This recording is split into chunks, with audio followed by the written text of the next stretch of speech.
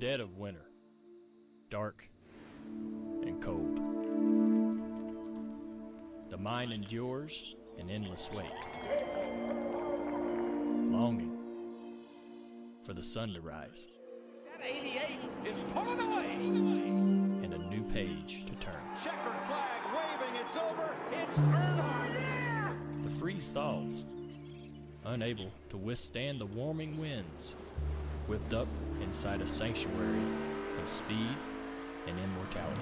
That means go. For 60 years, names of legends, young and old, have echoed through the chains. Start your engine!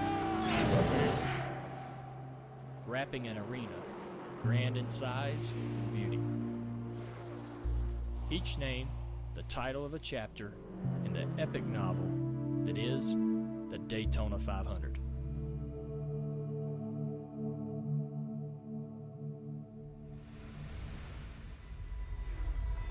Pioneers, record breakers, Cinderella stories. And an amazing finish. The Whitcomb Racing Team has won it.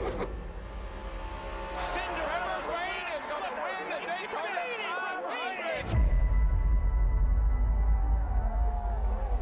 Its fathers and sons, families inking an undeniable legacy into the pages of racing history. Bobby Allison, Davey Allison, his son in second. A father-son finish. But this race, this story, isn't just about the characters. Sometimes the artist takes center stage And there's a fight. and paints a story, leaving the reader wanting more. Checkered flag. The closest 500 ever. Love, lust, heartbreak, and tragedy are all plot twists and evolving scenes, immersing you in the story. 20 years of trying, 20 years of frustration. Dale Earnhardt will come to the caution flag to win the Daytona 500, the most anticipated moment in racing. And just when you eclipse the bridge of immortality, darkness ascends, forever altering the pages of time. With the break of day comes the light to honor and pay respect. Everybody on their feet in Daytona. The legacy continues. Dale Earnhardt Jr. wins the 46th Daytona 500. Ultimately, turning the page and crafting a story of their own. The Daytona 500 is a rooted connection to the past and a shining glimpse into the future. Daytona 500 again! A collection of tales to withstand the test of time. A book with an open ending, a blank page, waiting for a new scribe to etch their story into the binding pages of a great American saga. The Great American Race.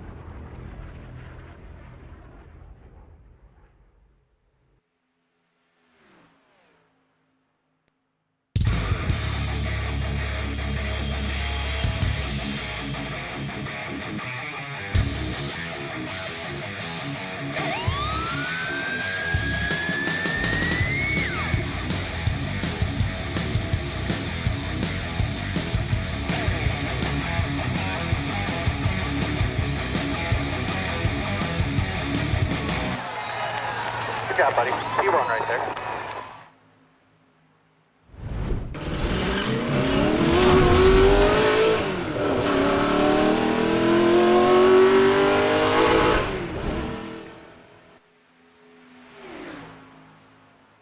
Welcome in, race fans, and welcome back to No Toad Racing League. I'm Brandon Robinson for Faded TV. We appreciate you guys coming back after that break that we had because, of course, the Super Bowl, and then today coming in hot, fresh after the Daytona 500 today, where we saw a rookie driver take the checkered flag in that. That was an incredible race earlier. A lot of banged up cars there at the end. Took a lot of favorites out of the race, but, hats off regardless just to be there at the end. And what a way to start your Cup Series career. Back with No Toad Racing League here, though. We are going to be in the Xfinity cars as always. And normally you'd like to start your season off with Daytona International Speedway, or else that's what most leagues do. Of course, this league, this season, we started at Michigan. Then we went to Bristol Motor Speedway, Charlotte Roval a couple of weeks ago, Kansas Speedway 2 weeks ago, and then, of course, Super Bowl Sunday last week. So we're going to talk with league admin, league owner, Gary Sarge here in a minute or two and just get his thought process, his thinking of throwing Daytona right there in the middle of the schedule. I don't think there's anything wrong with it. I actually kind of like it. I think it has built some suspense to it. But also, sometimes when you start Daytona at the beginning of the season, I mean, it's a crapshoot. Anybody can win that. The race favorite can get into a lot of trouble, and he's out of the race early on. But to put it right in the middle of the schedule, I think adds a little bit of extra incentive to perform well here. A lot of these guys trying to make their way up through the top 10 in points, trying to get their win under their belt. No better place than to do that other than Daytona. So let's go ahead and bring in Gary Sarge. He drives the 28 car. Hopefully he's there. Gary, you got a copy? Yes, sir. How you doing this evening? I'm doing good. How you been, man? Oh, man, peachy keen. Good. It's been a couple of weeks. I know I haven't talked to you guys, but I wanted to bring in here tonight, first and foremost, you guys switching over from the Arcas to the Xfinities. I wanted to get your opinion on how you feel like the drivers are making that transition. There seems to be a little bit more parity this season in the Xfinity cars. And then also, I wanted to talk to you a little bit about throwing Daytona in the middle of the season rather than most of the time we see it our very first race of the season. So was it random or did you have a little bit of a thought process throwing Daytona in the middle of the schedule? So I'll tell you why that is. Typically what we do is we try to mimic the NASCAR schedule. We try to follow NASCAR rules. You know, we consider ourselves a NASCAR enthusiast league. So before the NASCAR season got started, I was just kind of rounding out the season with some tracks. But now that NASCAR is going full steam, we will try to match their schedule as much as we can throughout the rest of this year. Yeah, which that's really cool. It makes a lot of sense. And then going back to the first part of that question, how do you feel about guys coming to the Xfinity? Of course, for a lot of these guys, it probably wasn't their first experience in it. Of course, you have to grind through the B Series on iRacing to be able to make it to the A class, which most of these drivers are. But as a guy who's at the top here, really wants to make sure he's putting on the best product, not just for the guys watching, but for the people in the league as well. How do you feel the Xfinity Series has gone so far? I think it's going really well. And, some of the guys have been making comments like, hey, we're not used to this car yet, et cetera, et cetera. But, I'm looking at the standings right now, 4 races, 4 different winners, pretty tight, at least in the first few spots in the season standings. And I think everyone's, doing really well on the conversion. Yeah, and they've been great to call here. You've been wrapped up having a pretty good season so far. I mean, you've been racing up front with the Xfinities, top 10 situations, top 12, looking to put it all together here tonight at Daytona. As a guy who's been sim racing, and I hate to tell people's ages out here, but for a guy who's been sim racing since the early 2000s, you certainly know your way around Daytona, whether that be back in the NASCAR 2K3 days, the NASCAR Heat days, and now obviously here on iRacing. What's your advice to other drivers out there who may be going in here a little anxious to Daytona and your experience here at the Super Speedway? Well, like any track or any race, you're not going to win it on the first lap. It's an 80-lap race. You got to be here at the end to have a chance. So it's all about patience. I know guys want to be at the front. They want to be leading the lap. They want to be getting those bonus points.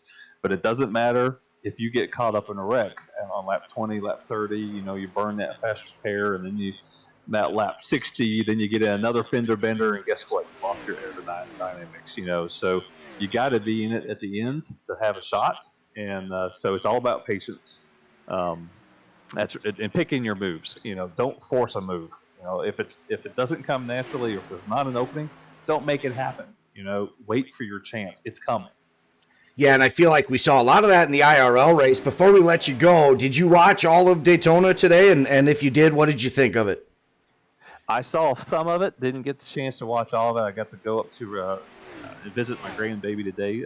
She's new to the family, only about 2 months old, so I got to go up and see her. But saw some of the race, and that new car, it's definitely tight.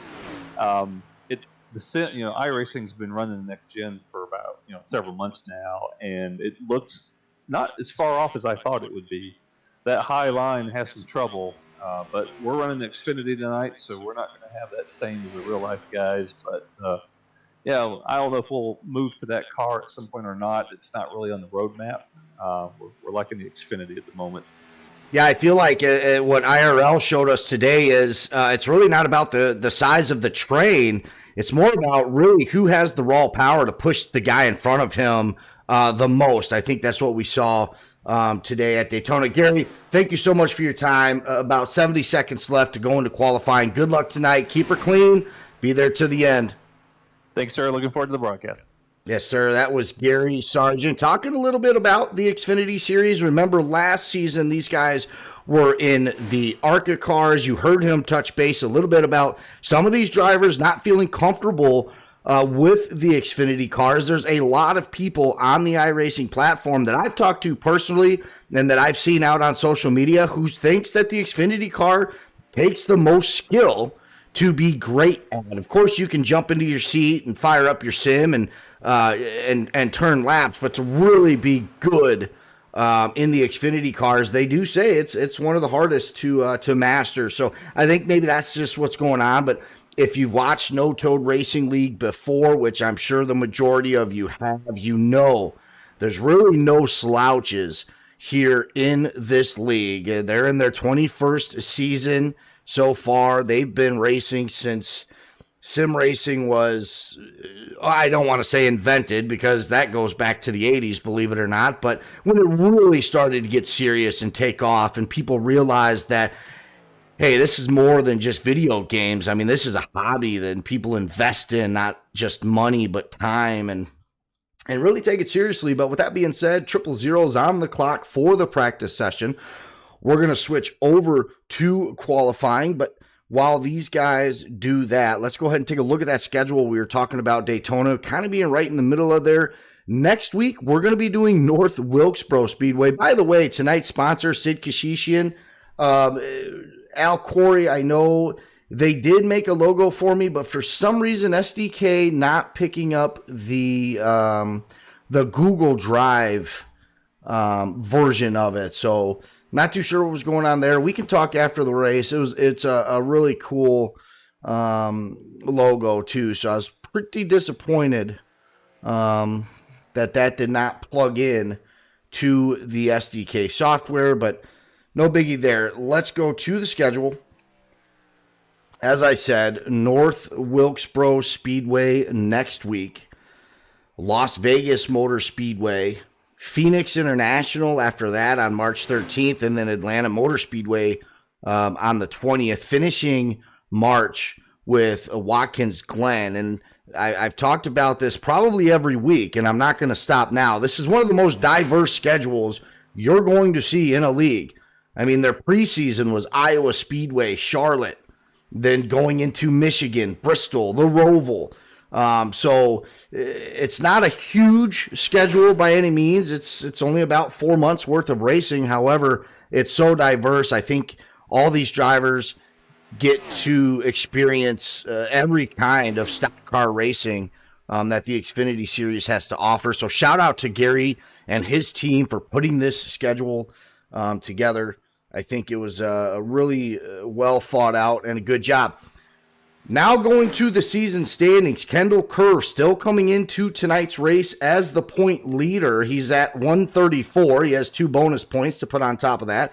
Johnny Brugg in second with 128, so a tight race there. Only 6 points separating first and second. Kyle Gretsch, Sexy Wall Trip, he's going to be in third. He's got 7 total bonus points. So he's been putting in some work all season long. Matthew Puricini, who was chasing Skylar Carnes all last year in the ARCA series, he's top 5 once again, sitting in that 4th position with 117. Marty Rogers in 5th with 114. Behind him and on the back end of the top 10, Oliver Turan with 111 points. Behind him, Justin Malarkey with 101. That's your last driver in triple digits with the points, as we have John Creedler in 8th with 99. Douglas Kelly in 9th with 95. And Terry Fullwider, who's had a really good first half of this season, gatekeeping that top 10 with Gary Sargent in 10th, respectively, with 93 points apiece. So that's your top 10 coming in here tonight. Let's go ahead and take a look at some of these times here at Daytona. A lot of times when these guys qualify, the first lap will be all outside. You're taking that high side. You're building up the momentum. And then as soon as you cross, a lot of guys will still take that first qualifying lap to be able to stay on the high side. But I have seen, including myself, they'll drop down low and run that yellow line pretty much at the beginning of your first timed lap. That's really driver preference right there. But you'll see a lot of these guys in qualifying, at least the guys that are up top, pretty much bottom feed towards that yellow line when they're out here on the track all by themselves. In the IRL race today, I thought that next-gen car performed very well compared to what we've seen on the iRacing platform anyways. The high side was going. We had a lot of 2-wide action here today, IRL. Hopefully in the Xfinity series here tonight, we see that as well. A lot of 2-wide action, get that high side going. Probably see some guys working together in the bump draft if they feel comfortable with each other. As, you know, Daytona goes on, you're really looking for a drafting buddy. You're looking for somebody that you can trust, somebody that you can feel comfortable around, bump drafting you from behind. You feel good bump drafting them. And really just knowing who the smart drivers are around you. And, you know, that could be a teammate. That could be a nemesis. If anybody's got beef here in the Discord, I don't think they do. But when you're out there early on and in the middle of the race, you're really just working with whoever you can. And definitely looking for those guys you feel most comfortable with. I think that's going to do it for the qualifying session. We may have a couple of drivers out there on the track. Willie Whitaker, I think, just finished. Marty Rogers as well. So these are your unofficial results with Jacob Klinkart. We just talked about him. He's in that top 10. Yep, and he is going to take pole here tonight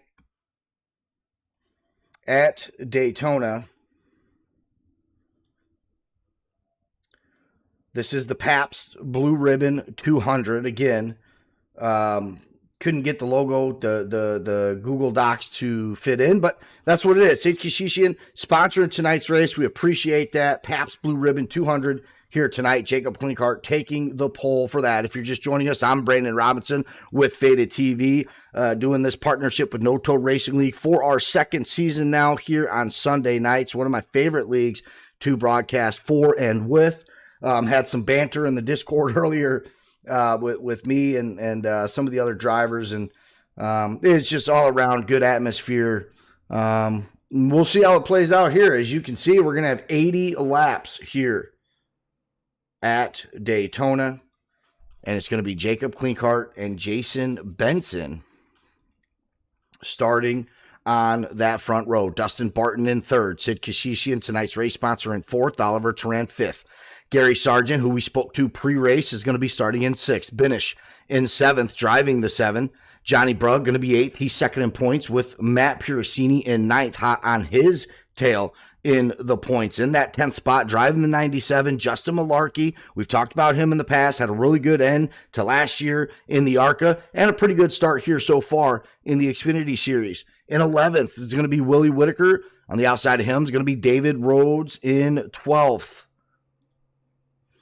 13th is going to be James Lawson with Kendall Kerr in the 21 Ford. That's your points leader coming in here tonight. So he's going to be starting mid-pack, maybe not where you want to be, especially when you're in the lead and a tight points race with Johnny Brugg. Anything can happen here at Daytona, but a lot of times you'd like to either be at the front or all the way in the back. So we'll see. Maybe Kerr and a couple of other drivers might pull up here in the early going and just make their way to the back. In 15th place is going to be Tyler Merritt in the 53 car.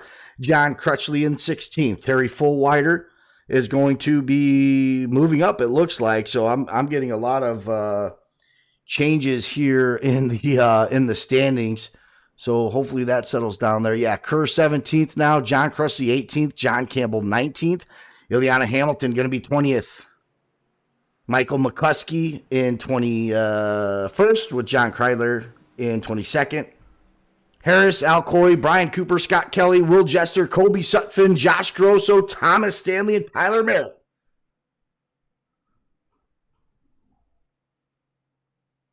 Finishing that up here on the bottom half of the grid. Sorry for the confusion. If you would see my iRacing live timing, it was going crazy on the back half of there. Couldn't keep up with it, so we went with it. 80 laps. Jacob Klinkart in the 5 with the 42 of Jason Benson on the outside. And we'll see here early on how these guys are going to work together, kind of set the tone. Of course, anything can happen, and that tone could change relatively quickly here at Daytona. Should see a couple of cautions here, maybe a couple of big ones. It's a pretty big field here with a total of 32 drivers making their way here tonight for Daytona. This is the Pabst Blue Ribbon 200. You're watching it live on Faded TV over on Twitch.com, and of course, No Toad Racing League on YouTube. Pace car off. This first restart's going to be on the green flag, and Jacob does take that green flag. He's got about a car length's advantage over Jason Benson coming across that finish line. We'll see how this high side kind of perks up for now. But certainly going down into turn 1, advantage on that inside line. Dustin Barton pushing Jacob Klinkart. You got Oliver Turan also on the inside there. Sid Kashishian dropping back down to 5th. Jason Benson losing a couple of spots as well. There you see those guys dipping down below that yellow line. That's kind of what we talked about. Some drivers might do intentionally just to try to not be in that middle, including the driver we were focused on, Matt Piracini. He's already dropped back 9 spots. And Kendall Kerr moved up 6 spots. So he saw an opportunity at the beginning of this race to move up. He has done so. He's sitting in 8th place right now as we are 2 wide on lap number 2. You see that high groove starting to really form up there. We'll see if they can gain any momentum. It's really going to come down to bump drafting the guys. Are they comfortable to push the car that's in front of them, work together? Right now, the advantage still on that inside line. The 5 car of Jacob Klinkhart's been your leader the whole way. You see the 002 of Oliver Turan in the mellow yellow throwback in second now. He's jumped up 3 spots in the early going. Dustin Barton still holding down into that 3rd spot. That's where he started. Binish in the 7. He's up 3 spots up to 4th. He's got Jason Benson alongside him. Again, we talked about Kendall Kerr here in the 21 car. He's now up to that 6th spot. Sid Kashishian in 7th with Gary Sargent dropping 2 spots in the early going. He's in the 28 Jacksonville Jaguar car. He's sitting 8th.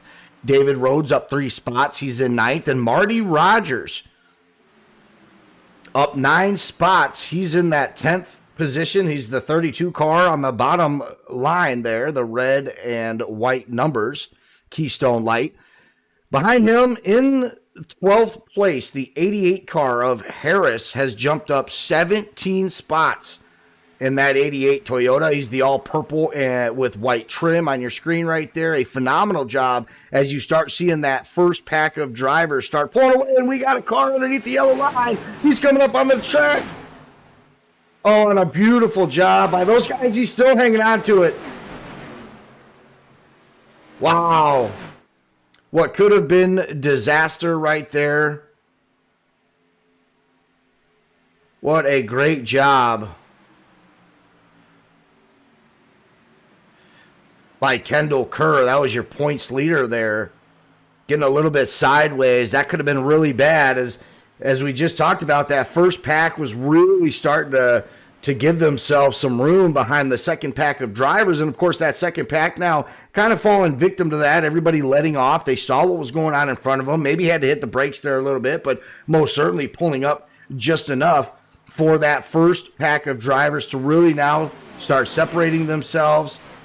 And Kendall Kerr is going to drop 8 spots back to 22nd. Now, behind these guys, now we start spreading out a little bit, spreading real thin. Not only are these guys single file, but they got a couple of car lengths between them. This is Kyle Gretsch in the 27, Brian Cooper in the 96. He's rocking the Iowa Hawkeyes paint scheme out there. Al Corey in the all-white 45. Michael McCuskey behind him in the Valvoline 22.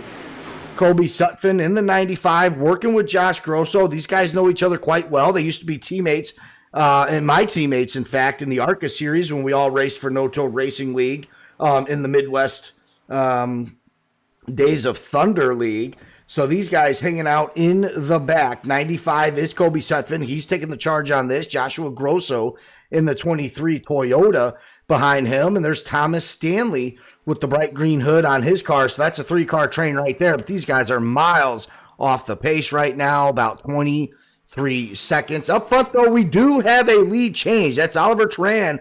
Kind of jumped up out of nowhere. He started 5th, made his way to 2nd within 2 laps. He is now taking the lead from Jacob Klinkart. You see the 53 car. He's up front. We're going to go 3 wide, trying to make our way through the lap traffic. Good job by 53 to get up high. Let these lead cars make their way through without really pinching one another off. So that was really good. We don't see any pick jobs there. Oliver Turan still leading. Jacob Klinkart in 2nd. Binish is going to be in 3rd. He's in the red 7 car with Dustin Barton and Gary Sarge fighting for that 4th spot.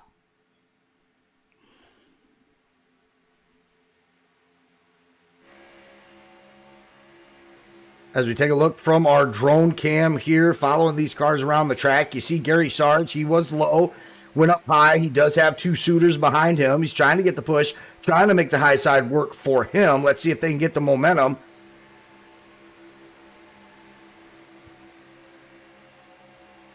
And you see the 5 of Jacob Klinkart now. He jumps up in front of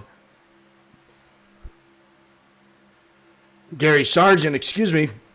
Started to lose my voice there. Took the lead just for a second, but that bottom side with Oliver Turan being pushed by the 7 of Binish, really holding on to that. You see the 7 rocking a Summer Shandy lining Kugels. Haven't seen that in a long time. But we got a battle up here up the front, and this is really what I was hoping for.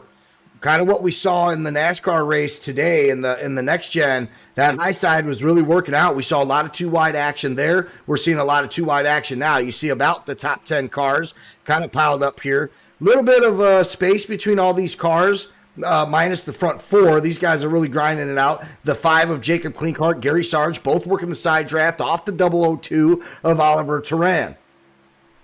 But can't budge right now. Advantage still to that inside line, at least through the turns. I think on the back stretch and the front stretch, the advantage does go to that high side. You see Gary Sarge right behind Jacob Klinkart. They're going to need those 2 cars that are behind them to really start catching them. I think that's the 97 of Justin Malarkey. He's really going to have to work his way onto the back bumper of the 28 of Gary Sarge. We saw now the drivers that were behind him, they've decided to dip down low and leave those 3 drivers up high. So we got a 3-car train up high. Looks about 6 cars down on that bottom side, but Gary, Jacob, and Malarkey not budging on that high side. You see still drag racing through the turns here. This is really when that inside line really has the advantage, but we're going to be under our first caution 10 laps in. We got Kendall Kerr, John Campbell,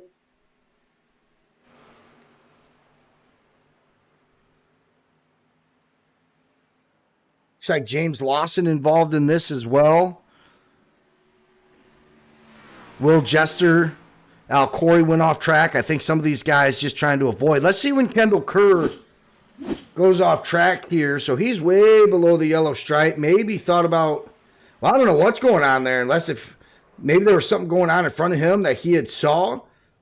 He took into account for. He was trying to go low. You see the 45 car up on his roof. Shout out to the 21 car earlier in the Daytona race up on his hood.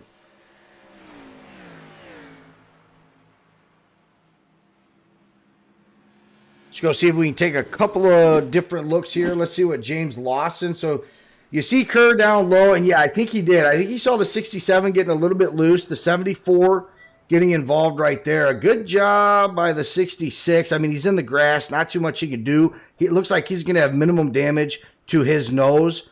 We'll see. I'm not in the car. He might, iRacing can sometimes throw you a meatball, even though you don't make that much hard of contact. Now, this is when Kendall Kerr gets smacked. He gets back up onto the track here, and that is just not where you want to be. Fortunately for him, obviously he still has a ton of damage, but that Krispy Kreme's 117 really took the blunt of that. He got a little bit lucky there on that one. Al Corey in the 45, though, of course,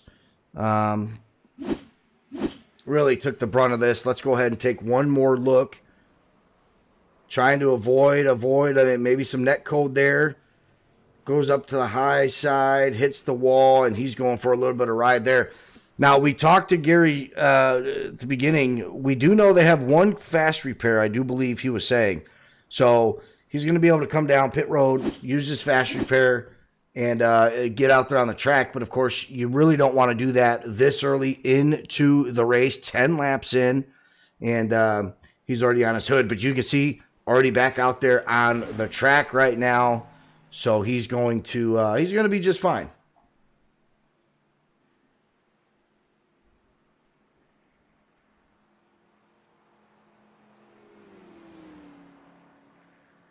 Al Corey in the 45. This Brandon in the booth. You got a copy? Got you, Brandon. Hey, so obviously back out onto the track. You used your fast repair. You went for a little bit of a ride there. Tell us what happened from your perspective, and how'd that look from your POV? I tried to get slowed up for the accident ahead. There's a lot of blinking going on and up ahead, but somebody got into me from behind, didn't slow up, so I got out of control, and as is the usual case here at a plate track, I am wrecked and now a lap down. Lap down, but plenty to go. Lap 12. You got your fast repair. Obviously, going to have to take it easy for now, but you're still in the race fighting for that lucky doll. Al Corey, good luck the rest of the way. Thanks, Brandon. Good to see you. Yes, sir. You too. That's Al Corey. That's the 45 car who was on his roof there, but as we came back from the replays, already off of pit road, he's back a lap down, but again, plenty of racing to go. This is by far, we are not done seeing cautions. I mean, that's our first of the night here. It seems like at Daytona, it doesn't matter how many cautions you have going up to those last 10 laps, you're still going to have 4 or 5 more within those 10 laps, I feel like. So we'll see how it plays out, but he's definitely still in contention there. Not too sure how many cars are on a lap down with him, but if he keeps it clean and stays competitive, stays focused, he'll be right there fighting for that lucky dog. After the caution, coming out of pits, it's going to be Jacob Klinkhardt and Oliver Turan still fighting for that top spot. Oliver now going to be on the inside, whereas Jacob started there on the first green flag. Jacob's going to be up high. We have Binish in the 7 on the high side as well. And I think Jacob's actually in the lead. But here at Daytona, he does get to choose his lane. So I think that's the case. But we'll see. Nope, it is showing. Well, I don't know. I'm done speculating. We know who's in the front row there. Jacob Klinkhardt, Oliver Turan. They kind of swap back and forth. I wish HDK wouldn't swap along with them, but that's okay. Gary Saar is going to be in 4th. Jason Benson going to be in 5th. Sid Kashishi in 6th. David Rhodes 7th. Dustin Barton 8th. Johnny Brugg restarting in 9th. And Matt Piercini going to be in that 10th spot.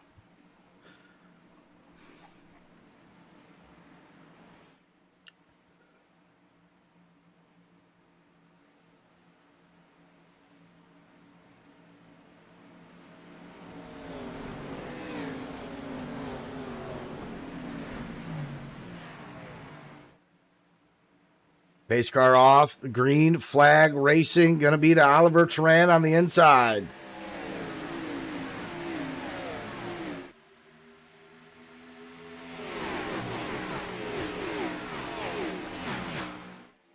Looks like he's going to have the advantage all the way down into turn one. He does. He's got a whole car length on that outside line of Jacob Klinkart. Coming down the backstretch right now, lap 14. We just got done with our first caution of the night. It was a pretty big one. Handful of drivers having to come down, use that first fast repair.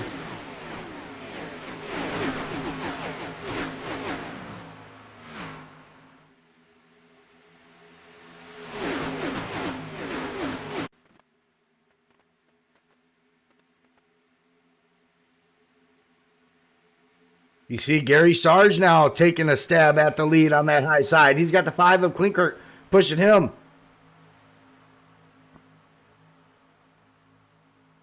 "20 years of sim racing experience being shown here on that outside line in the 28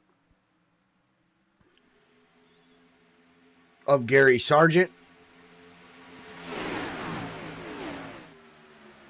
Being pushed by the 5. You see the 7 of Binish back there too. He's sitting in that the third car on that high side.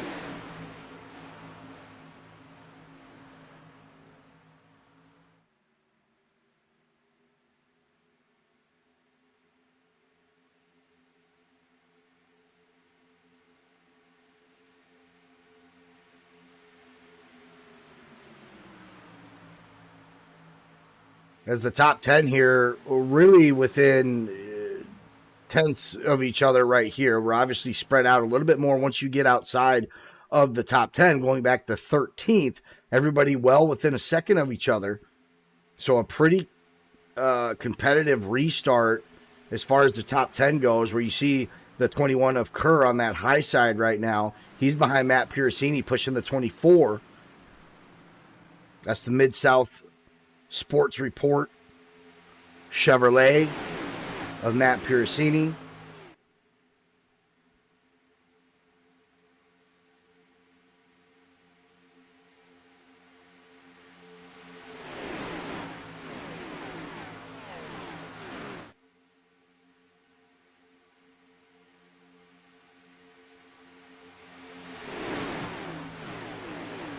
Now it looks like that high side just giving a little bit off of where they want to be right now. We're on board right now with race leader Gary Sargent. You see him and Jacob both drop down to the bottom, cut off the nose of the 02 of Turan. I think if Turan can get out front in clean air, he's definitely got one of the fastest cars here tonight. But so a good move strategically by Gary and Jacob to drop down low when they had the chance to come together. And that's the other thing too, is Gary and Jacob obviously very comfortable drafting with each other. We saw them bump drafting, pushing each other down the backstretch just about 2 laps ago. And I think Gary waited until there was such a gap big enough for both of them to drop down. You certainly don't want to lose the guy that you feel comfortable with and drop down too soon. So good job by both those drivers. They're still linked up bumper to bumper on that inside line. We see some drivers now further in the top 10 also making that decision to drop down. I think we are going to see a little bit of a dry spell on the high side. Right now, Jason Benson in the 42. He's leading that charge. He's got the 19 of Kashishian working with, and there it is. Now they drop down low. So right now your top 6 cars, all single file, all chasing that yellow line down there at the bottom. Behind them, Ileana Hamilton leading the second pack of cars, the 73 Chevrolet, up 18 spots into 7th. He's got David Rhodes behind him, or on the outside of him, I should say. No, behind him, excuse me. And then the 7 up there, the 21 of Kerr, making his way back into the top 10. He was wrapped up into that first caution, so he had actually dropped all the way back into the mid-20s on that first caution. So for him to not only be out there on the track, lasered in, focused, getting back into the top 10 is your points leader, Kendall Kerr, in the purple 21 car. But right now, those guys are a little bit off pace. Obviously, still a long way to go, coming up on lap 20 of 80. So not even midway through this race yet, but you certainly, the guys that have come down have had to use that one and only fast repair. You really got to pick and choose your battles, and you're really going to have to worry about the guys that are next to you. Can you trust them? Can you run with them? And try to get a run here. I mean, we don't really see any two-row action right now. Nothing side by side. Everybody pretty much single file down on the low line. I think we're going to start settling in here, 20 laps in. I've already seen one big caution. Race leader Gary Sargent, Jacob Klinkhardt in second, Oliver Turan, still your top three drivers. You see him at the bottom of your screen right there. Ileana Hamilton in that white car with the big M on that. The 12 of David Rhodes still behind him. Binish in the 7 pushing him. Kendall Kurz, we talked about, running in that 10th spot. Johnny Bugg, we haven't talked about him a whole lot here tonight, if not at all. He's in second in the overall point standings.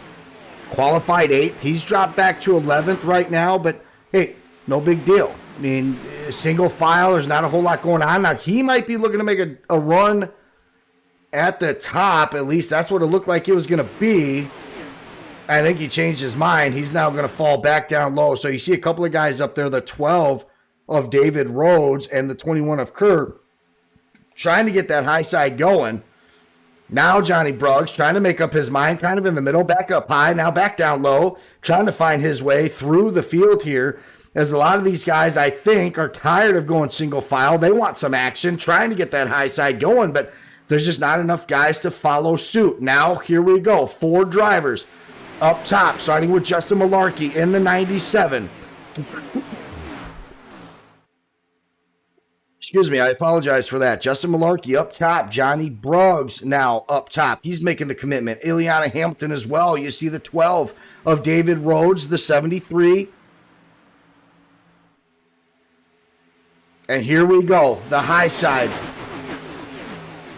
Took a little bit of a break from this for about 4 or 5 laps. Now we're getting ready to go back with this. We'll see if Matt Piercini tries to get on the tail end of that high side, or if he wants to stay on the bottom train. We got 5 cars up top.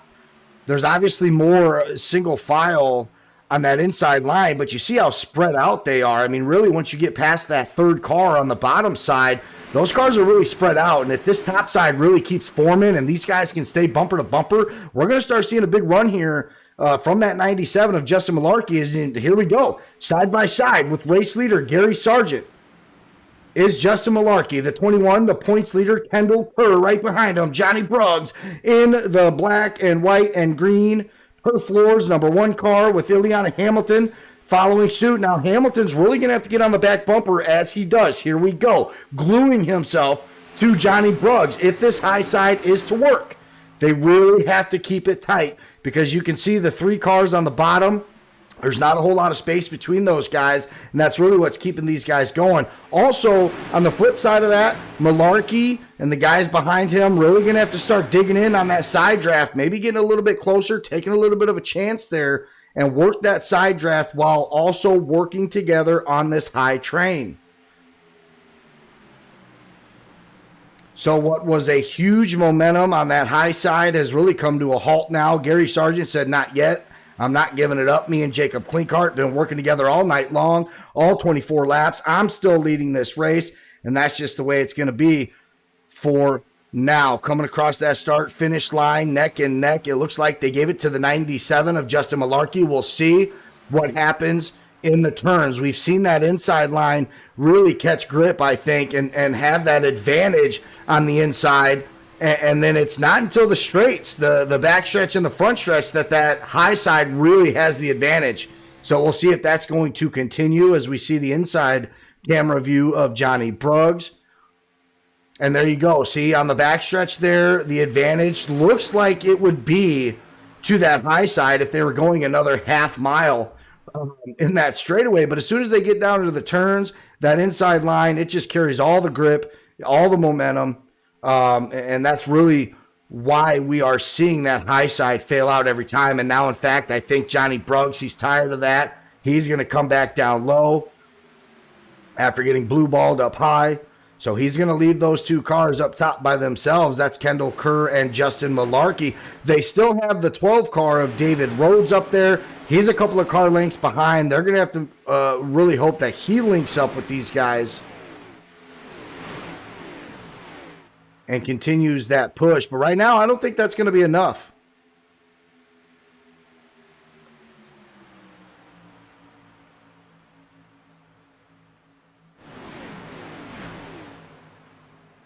Whoa, we got a car down low.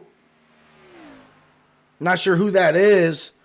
Almost an off track. Got below the yellow lines, but was able to hold on to it. That was a great job. I think it was Kobe Sutphin.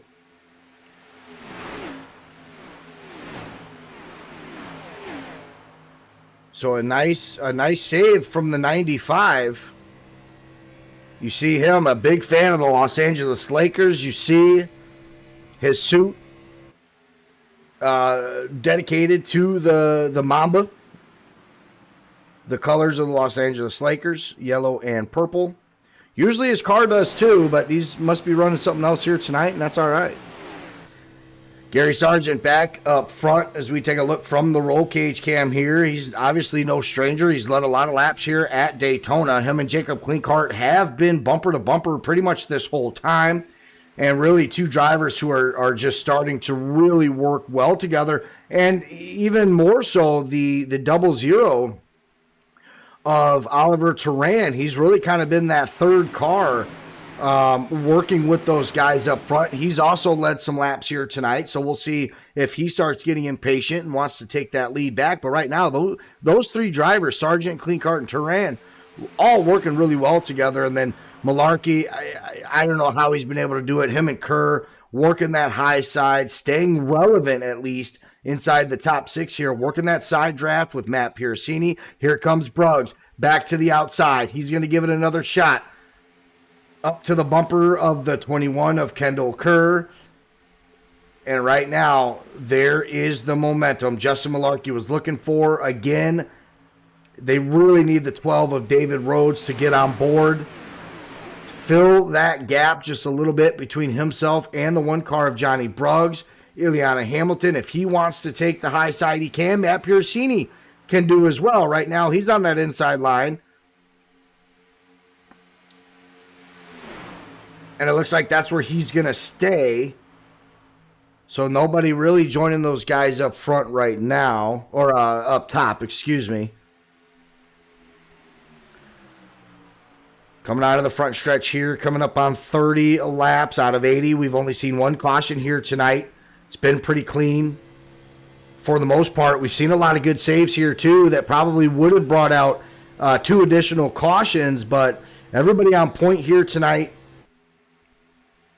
And really, we've seen some good saves. Back up towards the top 10. That's where the 7 car of Binish is. Thomas Stanley behind him in 11th, but up 21 total spots in the 40 Chevrolet. So a good run by Stanley right now. You got Sid Kashishian in the 19. On the bottom line there, he's rocking tonight's theme, Pabst Blue Ribbon. He's usually in the Stay Puffed, I believe. That's what I'm thinking of somebody else, but nonetheless, Marty Rogers, he's up 6 spots in the 13th. Terry Fullwider in 14th. He's tied for 10th in the point standing, so he's looking for a good finish here tonight. Top 15, top 10. Try to walk away with a decent amount of points. John Campbell in 16th, Willie Whitaker 18th, Scott Kelly in 19th, and John Creedler started 20th. And that's where he remains right now. And this is the second half of this pack here. And really just separating themselves. A lot of these guys back here, single file. You do see a couple of cars up high. But, well, actually quite a bit now. It looks like we got a second line forming. Catching up to the leaders. That's the 95 of Colby Sutphin. He checks down low, goes back up high, figures there's not enough room there, doesn't risk anything, doesn't force it. So that was good by the 95.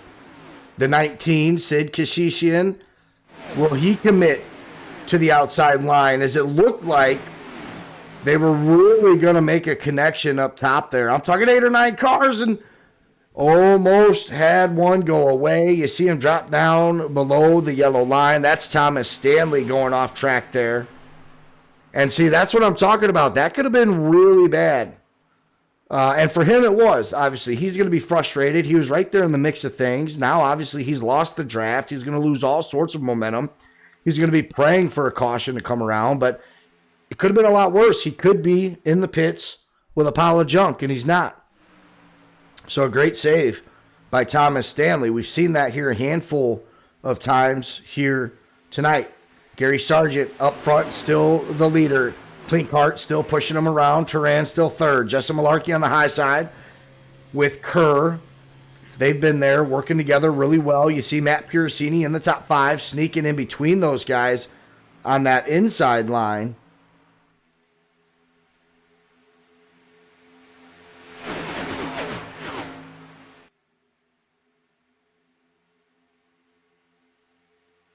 For the size of the field that we have here, 33 laps in. We didn't race last week. Now, obviously, the schedule was Daytona, so maybe a lot of these guys did some officials and came prepared here tonight. But honestly, 34 laps in, only 1 caution. The field started off with over 30 cars, 32 to be exact. James Lawson, Al Corey, and Joshua Grosso, unfortunately, 3 drivers that find themselves a lap or more down, but 32 cars, only 1 caution.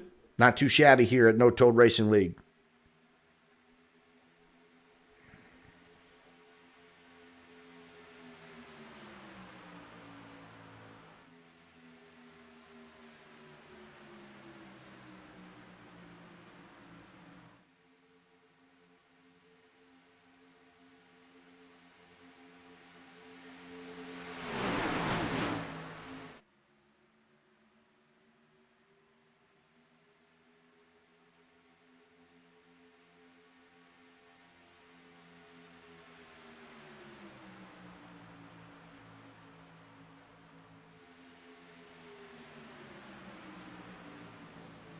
Oh, and we got our second caution of the night. Michael McCuskey off track. It looks like Al Corey wrapped in this one as well. That's not good news for Al Corey, considering he's already used his fast repair. Let's hop on board real quick with Michael McCuskey. Yep, there it is. Those 2 cars getting involved and nowhere to go for Al Corey. And once again, on his roof there, he just cannot catch a break. That's going to be a meatball flag 100% of the time, and just unfortunately nowhere for him to go. As you see the contact there between those 2 cars in front of him, he tries going down low, but unfortunately the 48's momentum comes down onto the 22. Both those guys go down towards the yellow stripe, and there is the 45 of Al Corey, most likely done for the night. That's unfortunate. I know he works hard behind the scenes. He does a lot for this league. He's a guy that it's easy to pull for, root for, but unfortunately, that's going to be his night at Daytona. Our second caution of the night, we are going to take a commercial break.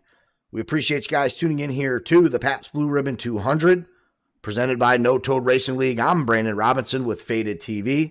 We'll be back after this. When you want to be the best, you can't settle for the rest.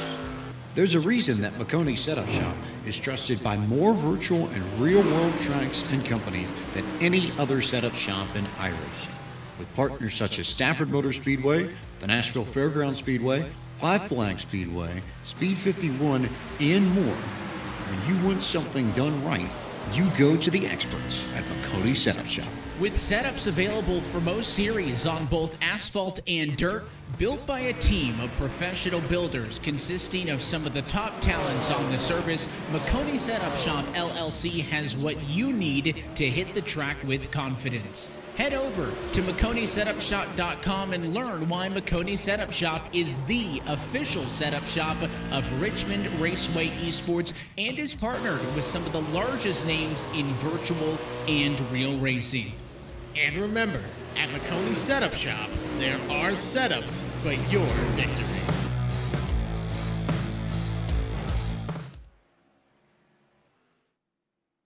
Alrighty, welcome back. Shout out to McConey Setup Shops, partners of Faded TV. We appreciate those guys. If you're looking for a setup, a paint, or even coaching, if you're stuck in that I rating and you need to know or need a little bit of help bursting that bubble into that 4 or 5K I rating, they do offer coaching.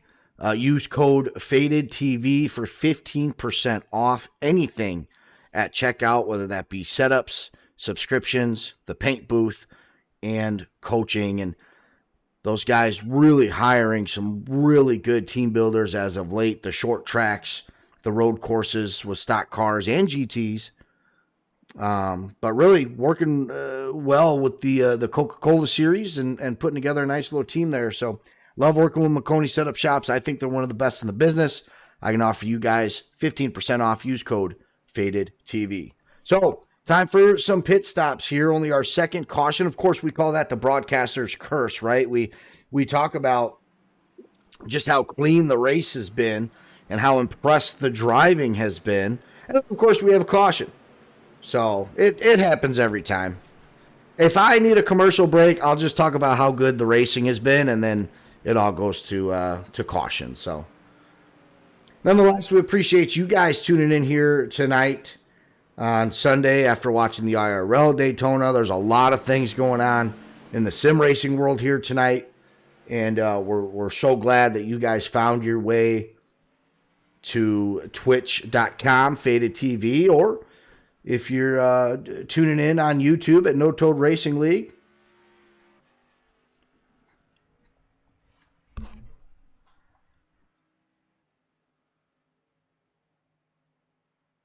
Feels good to be back, though. Took a couple of weeks off, was doing some work for the majors.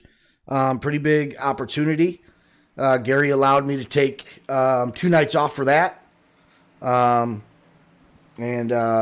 just appreciate that from Gary and pretty much just the whole league. That's going to be wrapped up, though. We're 100% focused on No Toad Racing League's Sunday night. So we make our way through April.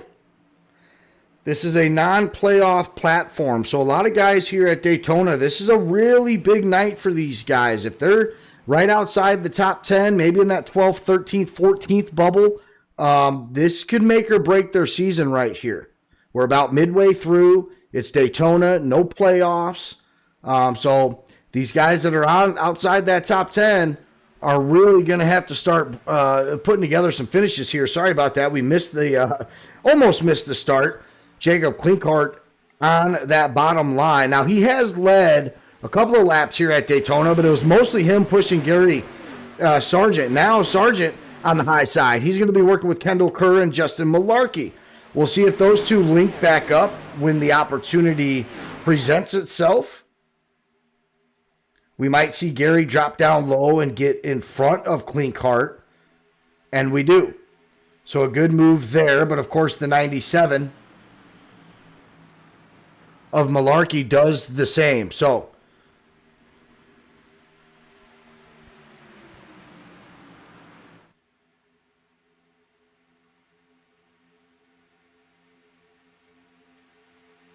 now Gary back up high. Now Kendall Kerr going to be pushing him. Man, Gary Sargent is on a tear here tonight.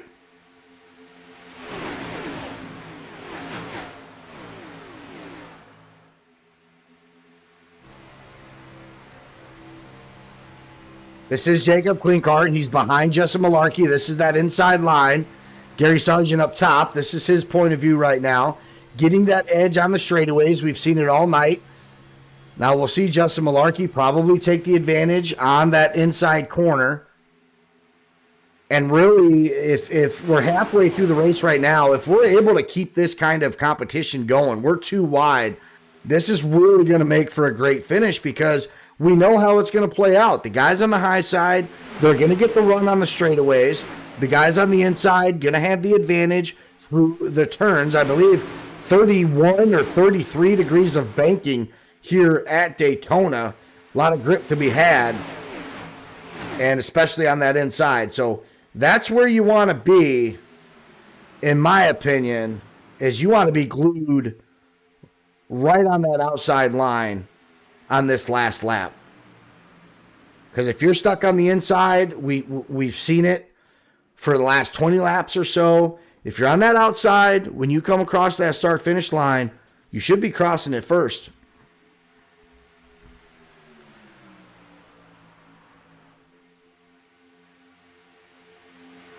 And, of course, I say that. The 97 of Justin Malarkey says, no, I got this.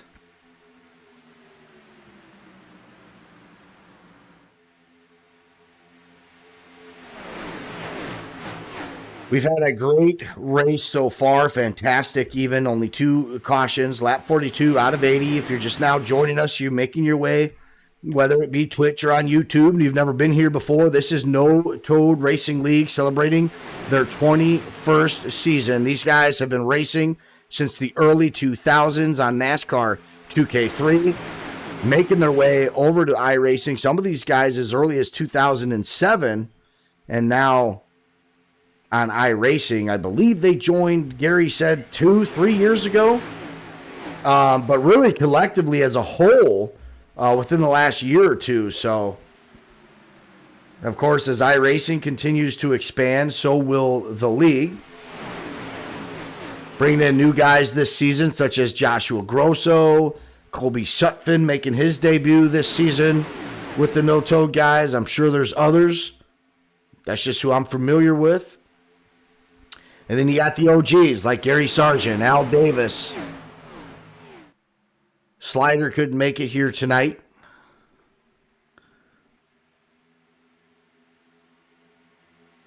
Always like seeing the 33 Coca-Cola making his way out there. All right, so it looks like, and to my defense, there's been a lot of shuffling, but it looks like that inside line really starting to heat up now, and it really doesn't matter whether you're in the straights or the turns. I mean, Jacob Klinkart pretty much led that whole transition down the front stretch, down into turn 1, as you can see on the back stretch right now too. But it helps when you have Gary Sargent pushing your way down on that inside. Now, Kendall Kerr, Matt Puricini right behind the 97 of Justin Malarkey. That high side right now, we'll see if 97 drops back down low. Yes, he does. So that's going to leave Kendall Kerr up into the clean air, up high. And you see that a lot. As soon as you get that clear from the inside guy, you're making your way down, and it looks like Malarkey saw them on the side, and we got a caution.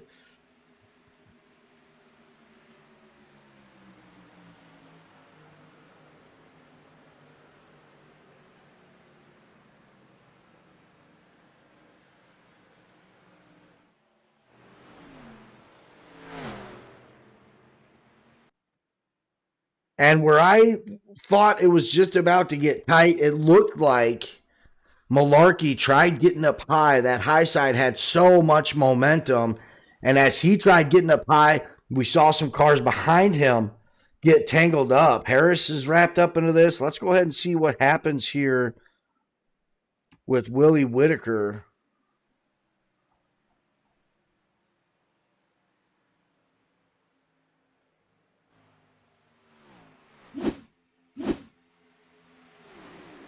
Yeah, right there on the front stretch.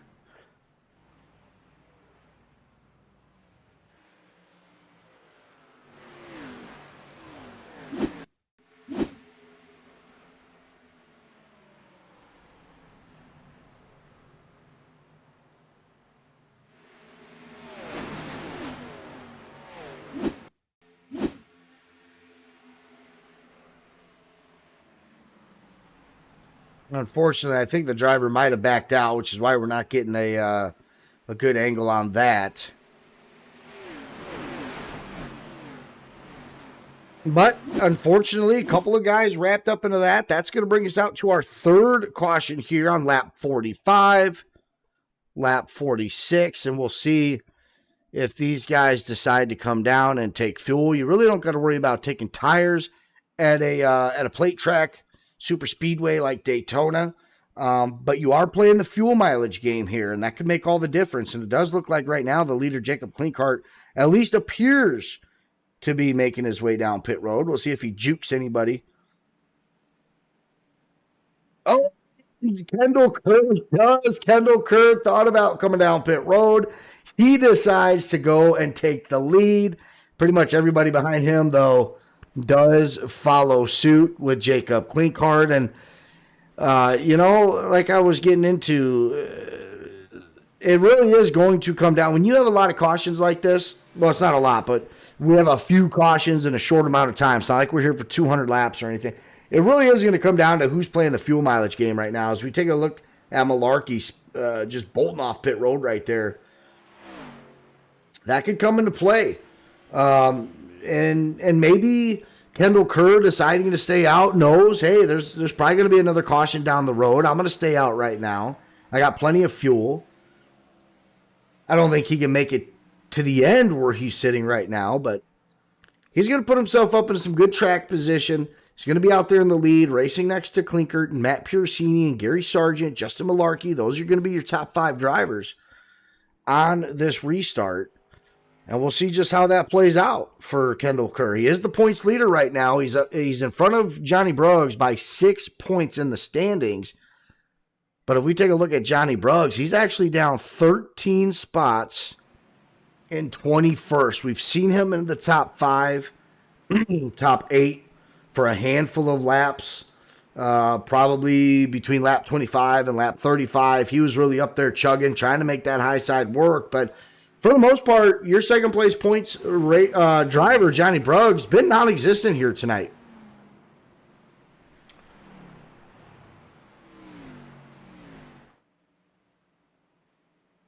So Kendall Kerr really trying to build that lead. Now is going to be the chance. I mean, I touched base on it before, not only for some of the drivers that, we talked about outside the top 10 really needing a good finish here at Daytona. Kendall Kerr could really start running away with the points here tonight if Johnny continues to struggle and Kendall walks away here with a victory here tonight. That could be the beginning of Kendall Kerr's takeover. And, of course, having a good season last year, coming into the Xfinities this season, I don't think it's any surprise to see Kerr up there. Same with Matt Piercini. He's high up there in the points. I think third or fourth. But certainly still plenty of racing to be had here. We don't even know who's going to finish the race on the track and who's going to be watching the end of this race.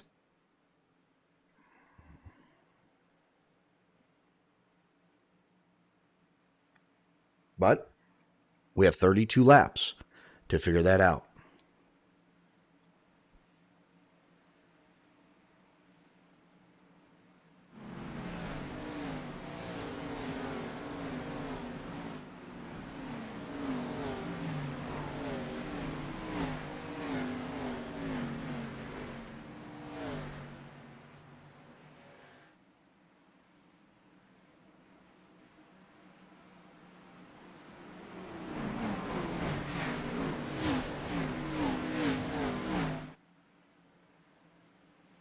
It should be out. Should be it. Pace car gonna make his way out. Kendall Kerr, Jacob Klinkhardt. Who's got the advantage here now? You got Matt Piercini backing up Kerr. I like the duo of Gary Sarge and Jacob Klinkhardt on that top row. I think it might take them a little bit to get sunk in on that high side, but I definitely like those two working together here so far tonight. It's possible if they see an opportunity to maybe get behind Matt Piercini or Justin Malarkey on that inside line that they do. But I think they're going to want to try to ride this high side out for a little bit. They got 3 cars behind them. That's Ileana Hamilton,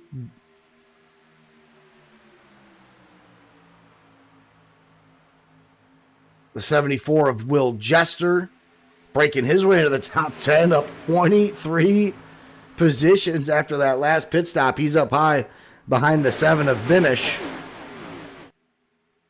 And there we go. We're 2 wide coming out of turn 4, completing the first lap after only our 3rd caution here tonight. This is the No Toad Racing League Xfinity Series celebrating season 21.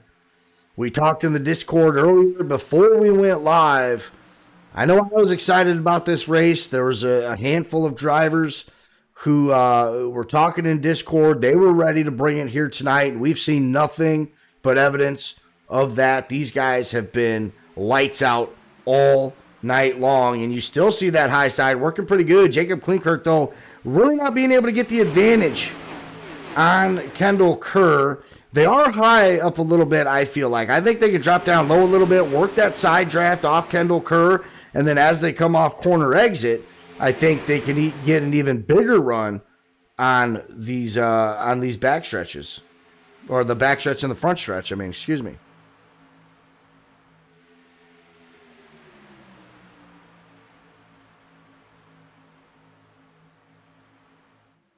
Sarge trying like hell to push the 5 of Jacob Klinkert. You see him get a little bit squirrely there. You certainly need to be aggressive when you're racing for the lead. You're trying to keep this high side where it is.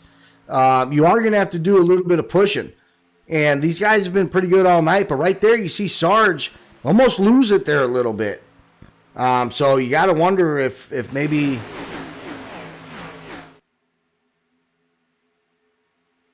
these guys can keep the pace that they've been doing. They have been stuck to one another all night long. Yeah, of course, it's just one hiccup. I'm not going to, look too much into it, but all it takes is that one hiccup. And you and your partner are in the garage. Kendall Kerr leading this race, the 24 of Matt Piracini. You see down low behind him Justin Malarkey in the 97. You see Johnny Bruggs, as we talked about his struggles just before that caution. He has now found his way back into the top 10, sitting in that 6th, 7th position on the outside of Justin Malarkey. Marty Rogers, Colby Sutphin, also inside the top 10. And these guys, really moving some spots here. The 67 Toyota up 18 spots in that 10th position. Will Jester up 20 spots. So some guys certainly playing it slow at the beginning of this race, taking care of their car on track there. And after just a few cautions, just making their way up through the field. It's really been a good race for a lot of these drivers. You see the 32, Marty Rogers, sitting there in 9th. He's got the 67 behind him. Oliver Turin kind of being in a slump right now. That's the 00, the mellow yellow car, who had been up front pretty much the first quarter of this race, if not leading right there in 2nd or 3rd, and playing a big part of that draft. And right now he's dropped 7 spots. He's back in that 12th position. We'll see if he's able to climb his way back to the front. Got a lot of real estate in front of him, though. A lot of roadblocks moving 200 miles an hour if he's going to make his way up through the front. He's got John Creedler on the inside of him right now in that 99 car.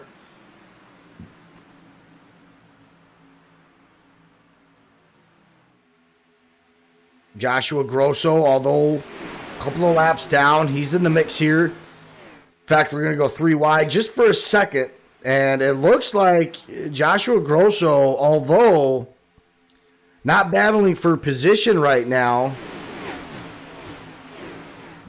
could play a huge part in this. He's making his way up through the field right now. He could draft with some of the lead lap cars and pull them up to the front. It looks like he's certainly got the hot hand right now as he starts making his way through the top 10 of this field.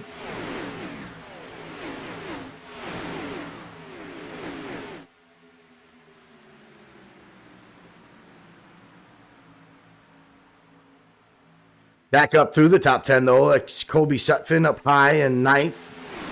Surrounding him, Marty Rogers, Johnny Brugg, Oliver Turan, now up to 11th. So he is making his way up to the front quite successfully right now. He gets into the back of Colby Sutphin. They're on the high side right now, and they are ready to put in work. Here we go, down into turn 1. The high side really starting to build a train here. Trying to work together, and some heavy hitters up there, too. Klinkert, Johnny Brugg, Gary Sargent.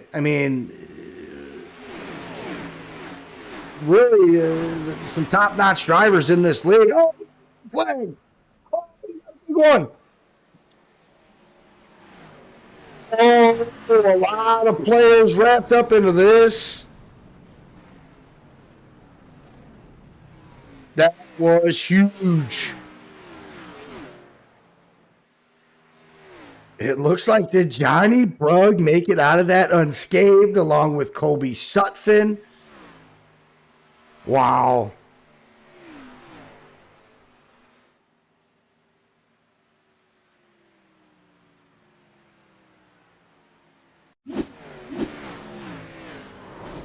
Oh, we're really going to have to dissect this.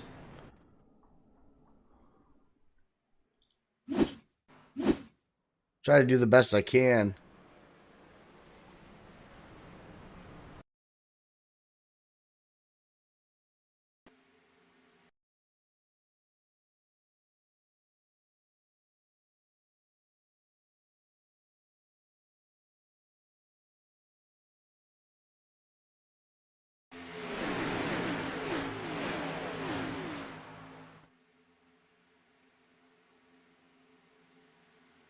Oh, it was Matt Piercini and Kendall Kerr getting wrapped up into that. And then obviously there's just nowhere to go for the rest of these guys behind them. Some do a phenomenal job getting past all the, I mean, look at the 32 car down there of Marty Rogers. It looks like he made it out pretty much unscathed. Just a really good job.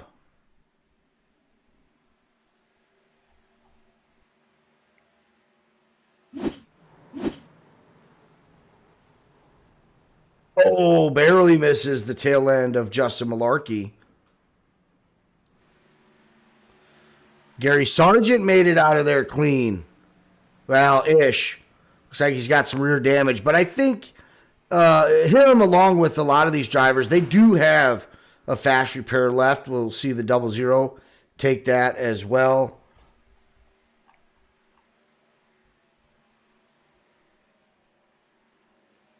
Let's go ahead on board. See if we can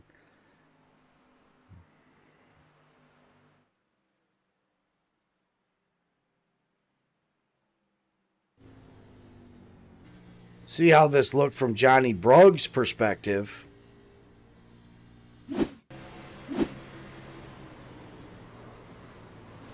Wow, just threading the needle on that one. Look at that. Johnny Brugg with a phenomenal decision there on the brakes, a little bit to the left to avoid the carnage on the high side, sneaking past the car down by the yellow line. And as soon as I talked about Johnny Brugg struggling here at Daytona, he said, hey, watch this. And he's now leader of the race. How about that? Marty Rogers in the 32 also making his way through the carnage there. He's going to be sitting in second. Binish going to be third. Kobe Sutphin in fourth.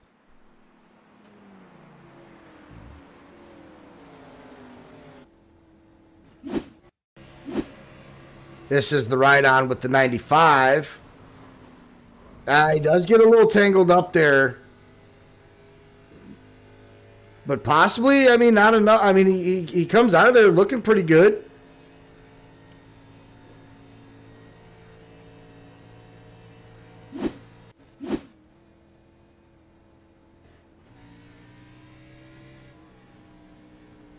And he's going to stay out, so he must be pretty confident there in the 95 car. But another driver who did just a phenomenal job in avoiding that, the majority of that anyways. Johnny Brugg, though, really sneaking through there. I don't think he made contact at all.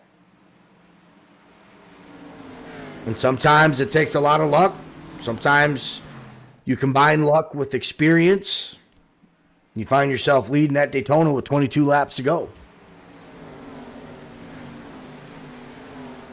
And keep in mind, we were just talking about how Kendall Kerr could really make a statement here. Now he finds himself back in 24th with Johnny Brugg given the opportunity to take over that points race between those two. I mean, still so much can go wrong for the guys up front and so much can go right for the guys that are in the back. Still plenty of racing left, so we'll see how this plays out. 22 laps to go, but right now, if you're Kendall Kerr, I'm sure you're just very frustrated. It looks like he somebody got into the back of him, spun him out just a little bit, and that's what caused the carnage.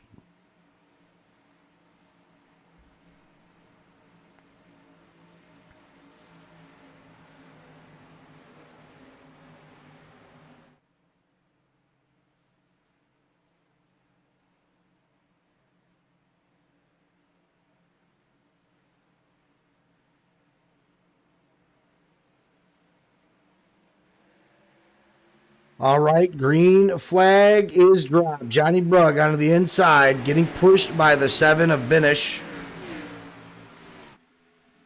Yeah, Marty Rogers on the outside. Kobe Sutton behind him. The 27 of Kyle Gretsch, a.k.a. Sexy Waltrip. He's the third.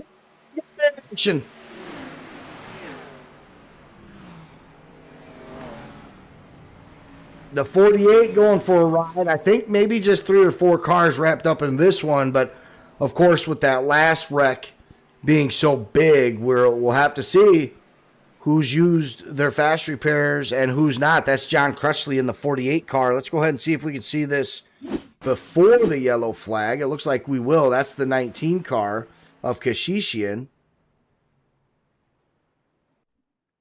Yes, iRacing, that's exactly what I wanted. Thank you.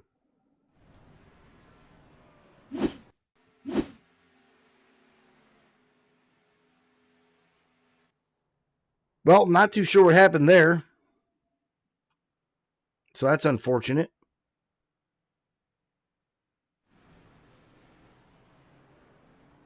But it looks like, you know what, they're on the tail end of that anyways. The 53 car of Tyler Merritt. Let's go ahead and jump in with these guys. Oh, it was Kendall Kerr once again.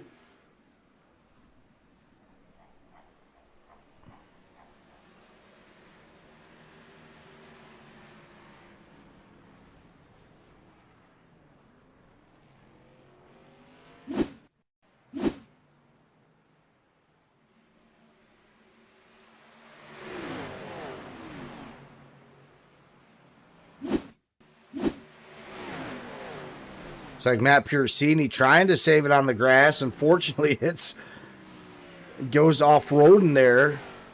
Looks like he's going to be fine overall.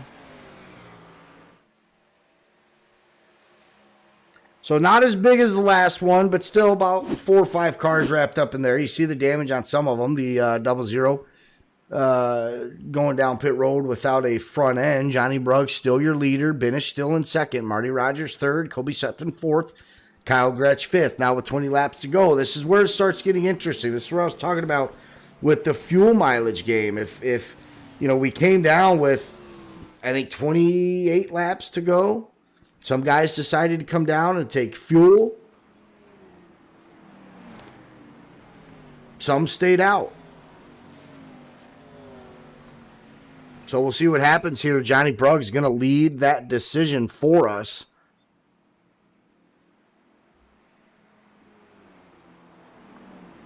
Scott Kelly, driver we haven't talked about here at all tonight, up 15 spots in 11th, doing a good job hanging back. I mean, look, some guys, if you're at Daytona for 80 laps, you're driving for 70 of those laps and racing for 10.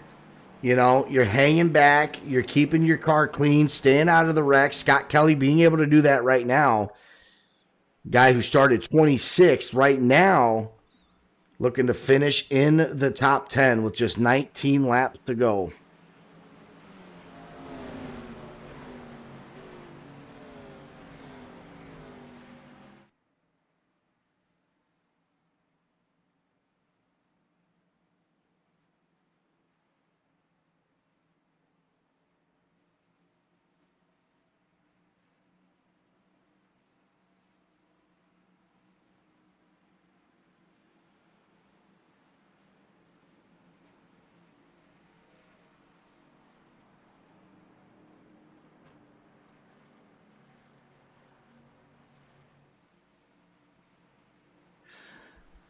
This is where it's going to start getting really chippy here. These guys are going to have to be reminded, even if it's themselves, kind of reminding themselves, hey, still 18 laps here. There's still plenty of time to win this race or get that top 10, get that top 5. But it's going to be hard to get into that groove. I mean, you start running out of time at Daytona and, you know, you're outside the top 10, you feel like you're never going to get that shot to burst that bubble, but you will. That's just how, you know, super speedways work. There's no need to rush with 18 laps to go. Hopefully these guys are reminding themselves of that, having chatter over the radio saying, hey guys, you know, this usually when Daytona starts to get really ugly. Let's avoid that. Let's get within that, you know, 5 laps to go, 3 laps to go part of the race before we really start overexerting our options here.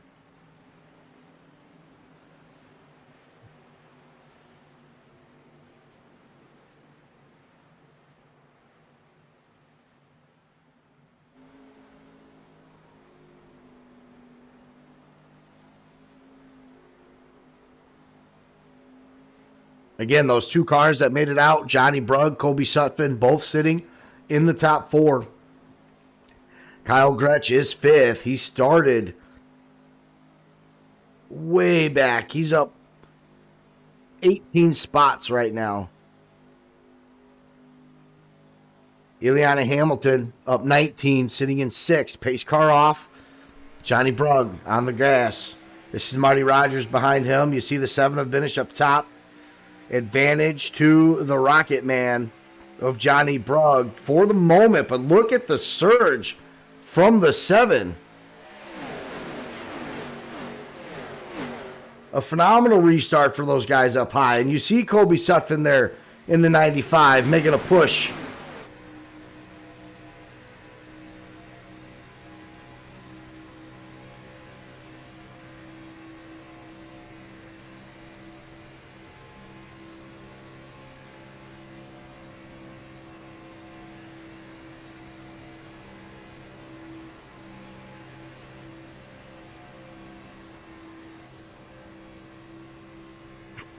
Hamilton in the 73 trying to connect onto that back bumper of the 95. We've really seen this high side struggle to take the momentum. They've had enough to be able to stay on the passenger door of the leader, hang out in that 2nd, 3rd, 4th area, but you really can't get anything going to make the pass. And then when we do see guys make the pass, they run down at the bottom.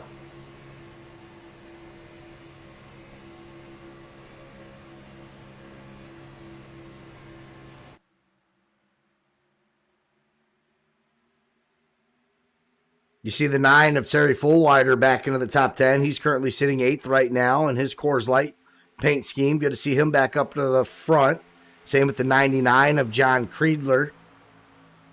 The 34 of Scott Kelly and Thomas Stanley sitting 13th. Both those guys up well over double digits as far as track positioning right now. Thomas Stanley up 19 spots. Looks like he's tied for the biggest mover of the night so far. We'll see how that plays out at the end. And there it is on the backstretch. We got another caution. Kobe Sutphin wrapped up into this as well. John Creedler, Kyle Gretsch. I do apologize. Late on the call, I was looking through my live timing, seeing who our biggest mover was. And, of course, on that spotter cam, it was such a good angle to see what happened there.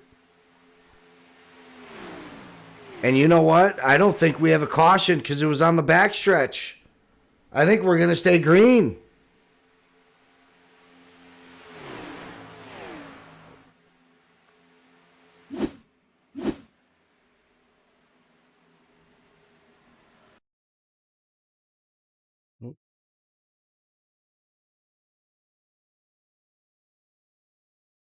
Sorry about that.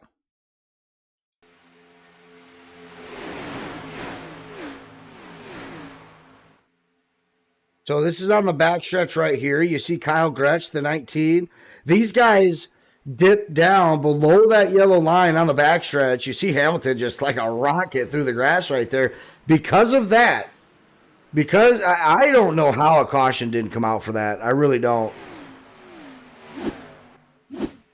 I mean, I understand those guys were out of harm's way. They were down below the yellow line, but that was a lot of cars right there for a race admin not to throw out a caution. But, hey, it's their call, not mine. I'm just up here calling the race. No business of mine. Johnny Bruggs, though, certainly okay with that as he still maintains the race lead. But that was towards up front, too. It really looked like that high side was going to start building some momentum again. We might go back and take another look at that replay because there were some players involved in there. Kobe Sutphin, Oliver Turin, he started making his way back up front. Ileana Hamilton as well. Now, if we check back in with those guys, and Kendall Kerr as well, a lot of damage here. And that's one thing you don't want at a super speedway. I mean, you see no front end on the mellow yellow car. Kobe making his way on the outside of Kendall Kerr. He's got a lot of damage. These guys unable to come down pit road right now under green flag conditions. Oh, and Kendall Kerr maybe trying to throw a caution.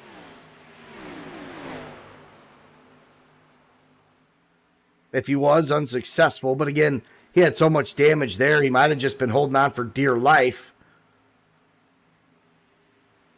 But yeah, that is unfortunate for those guys, as their night's all but done here, unless, of course, you know, we get another caution. But what that has done has really spread out this field. In fact, let's bring up the track map right there. At the top of that track map with the green circle around it, that's Johnny Bruggs right now in first place. So the top 6 cars up here by themselves. Take a look at behind them. I think there's only 2 cars in the vicinity behind them, and that's the 7th of Scott Kelly and Jacob Klinkert. And then it goes all the way back to Dustin Barton. So with just 11 going on 10 laps to go here, that's really separated this field. These guys are going to stay single file for now, and it really just decreases the chances of another caution dramatically here. And with Johnny Bruggs being in the driver's seat right now, more than okay with that.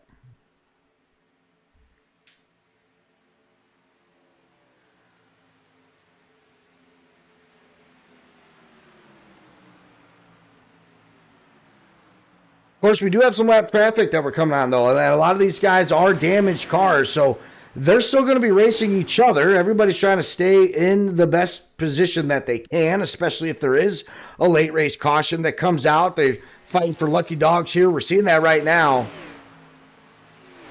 as Thomas Stanley in the 40 getting a little cheeky with those guys on the lead lap. Oh, he is on the lead lap. Excuse me.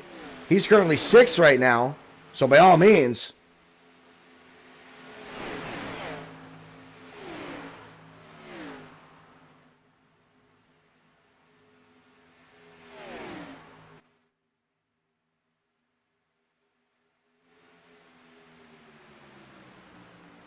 Single digit, 9 laps to go. Johnny Brugg in full control right now. We've seen Binish up front pretty much this entirety of the race. The 19, that's not for position right now. So we do have some lap cars playing a role here.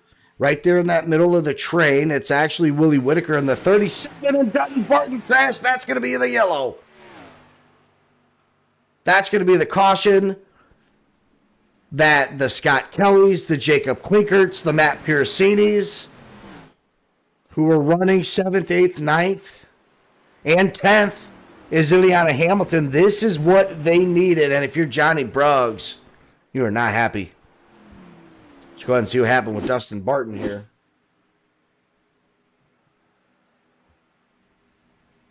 Well, not too sure what happened there.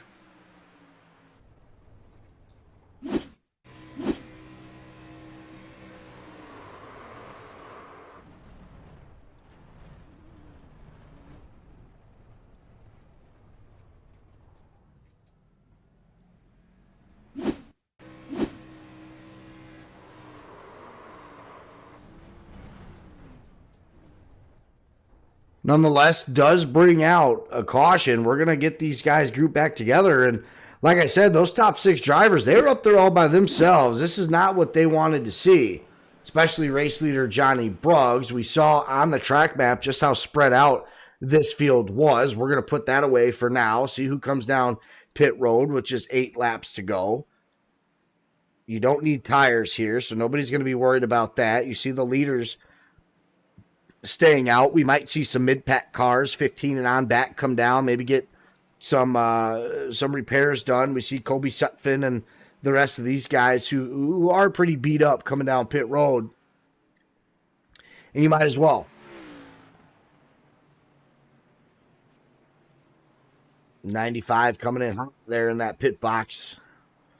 Looks like he was going to have a pretty good finish to this race, but of course anything can happen at the super speedways. That he learned. There's Kyle Gretchen, the 27. He's off his pit box, getting back onto the track right there. Sid Kashishian electing to stay out. He's currently sitting 23rd, and Kyle Gretsch, who just got on to the track, sitting 24th.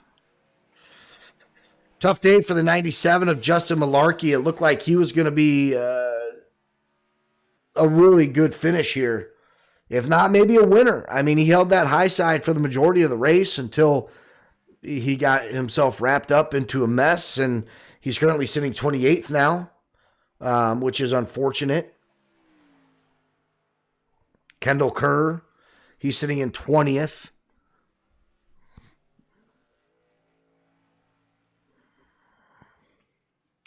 Gary Sargent, who I would say is probably up there with just about anybody else as most laps led, really. I mean, him and Jacob Klinkart worked so well together.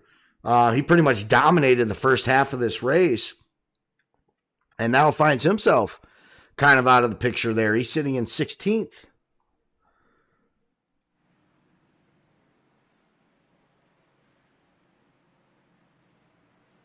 So some of the usual suspects, unfortunately, getting wrapped up here, not going to be here at the end, or at least it doesn't appear that way.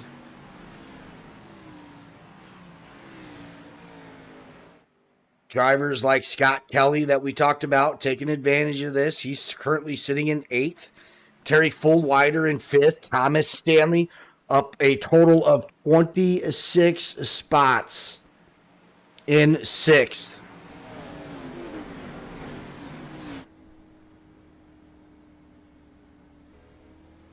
Willie Whitaker in 4th.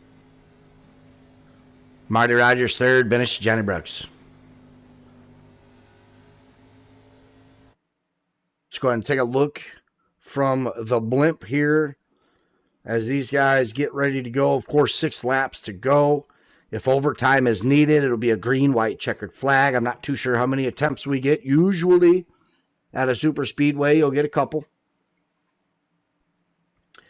My guess is it's going to come down to that. I mean, this is a chippy field here. Even the guys that are battling for a top 10, I think, are really going to be hitting each other out up there, you know, and we'll see.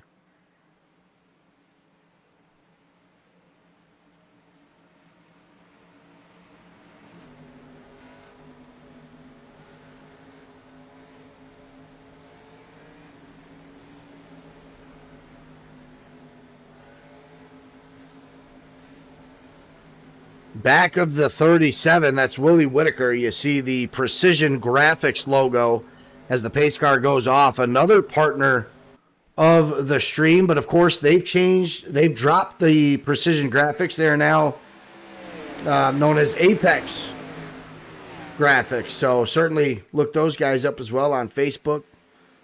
Mr. Rutt does a phenomenal job.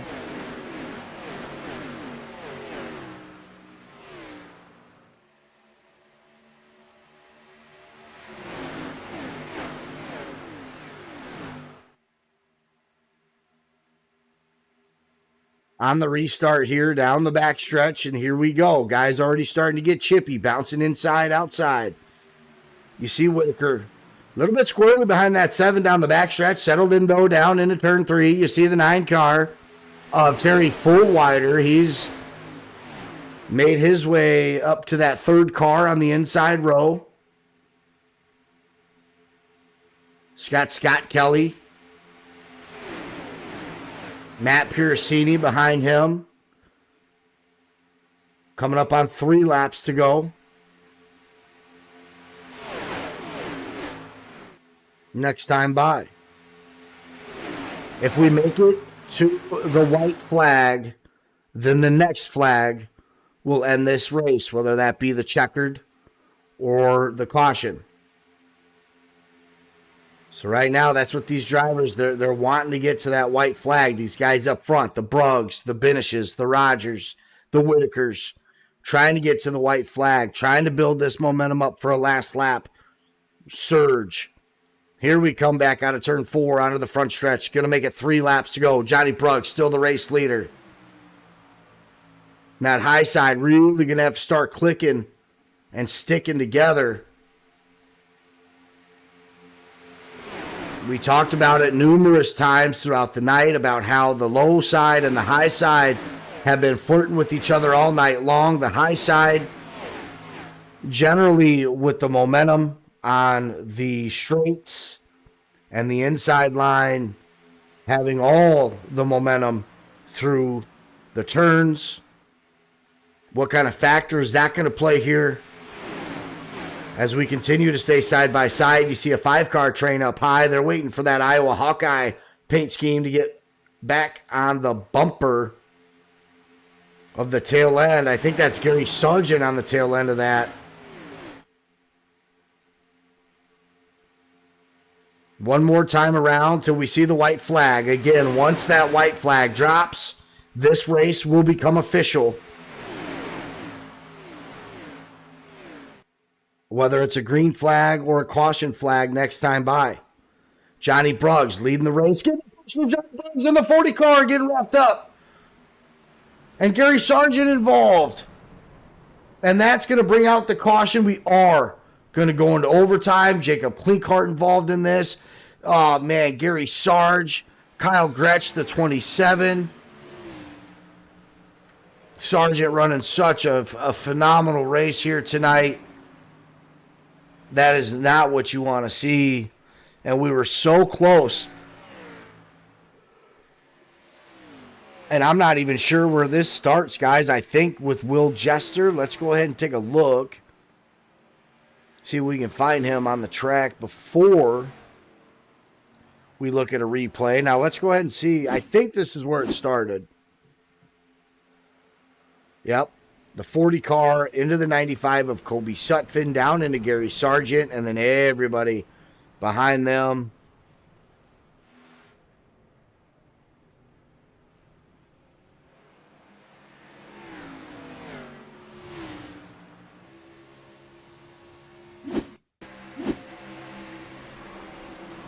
Looks like Jacob Klinkart just gets into the back of the 40 there pretty hard. Everybody scrambling through the grass. Stanley does a good job keeping it off. Oh, I was going to say keeping it off the wall, and then here comes Mellow Yellow. Oh, that's a tough one. Gary Sargent wrapped up, nowhere for him to go. Tried letting off, slowing down. Kobe Sutphin, unfortunately, getting into the back bumper of him, as he had nowhere to go either. Thomas Stanley went off track as well. Let's take a look. So this was the initial contact there. Looks like he was going to do a great job of saving it. I mean, hats off to him, and then there they come.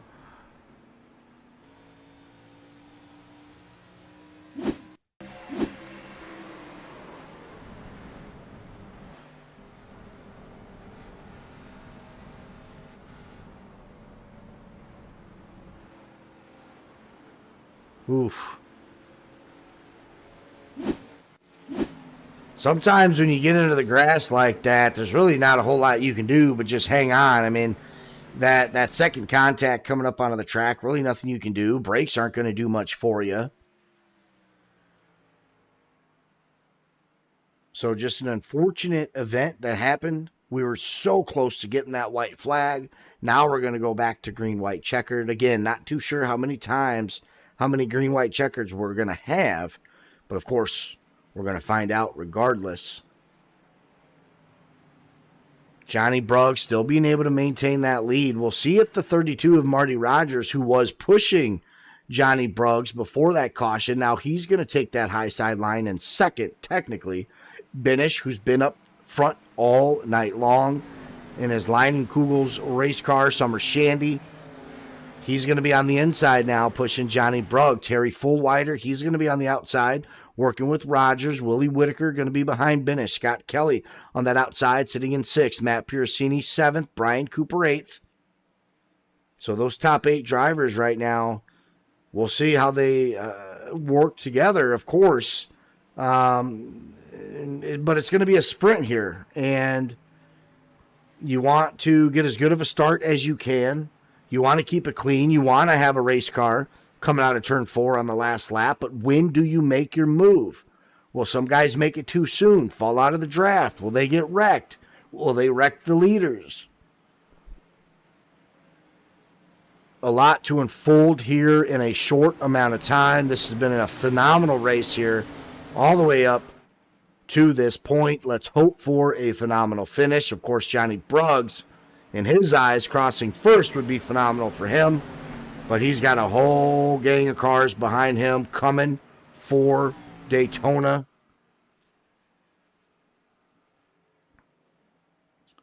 Not too sure. I think Kendall Kerr, he's sitting in 16th. Now, that's important. Johnny Bruggs sitting second, only 6 points behind Kendall Kerr in the standing. So this could be a huge night for Johnny Bruggs here. Matt Piercini as well. He's up there in the top 3, top 4. Currently sitting 7th. I think if that's where it ended, he'd be fine with that points-wise.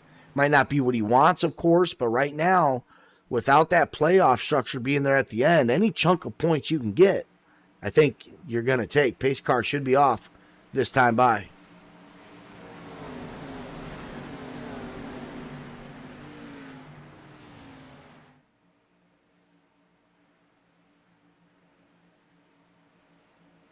Our first attempt at a green-white checkered flag. It's going to see Johnny Bruggs and Marty Rogers drag racing down into turn 1.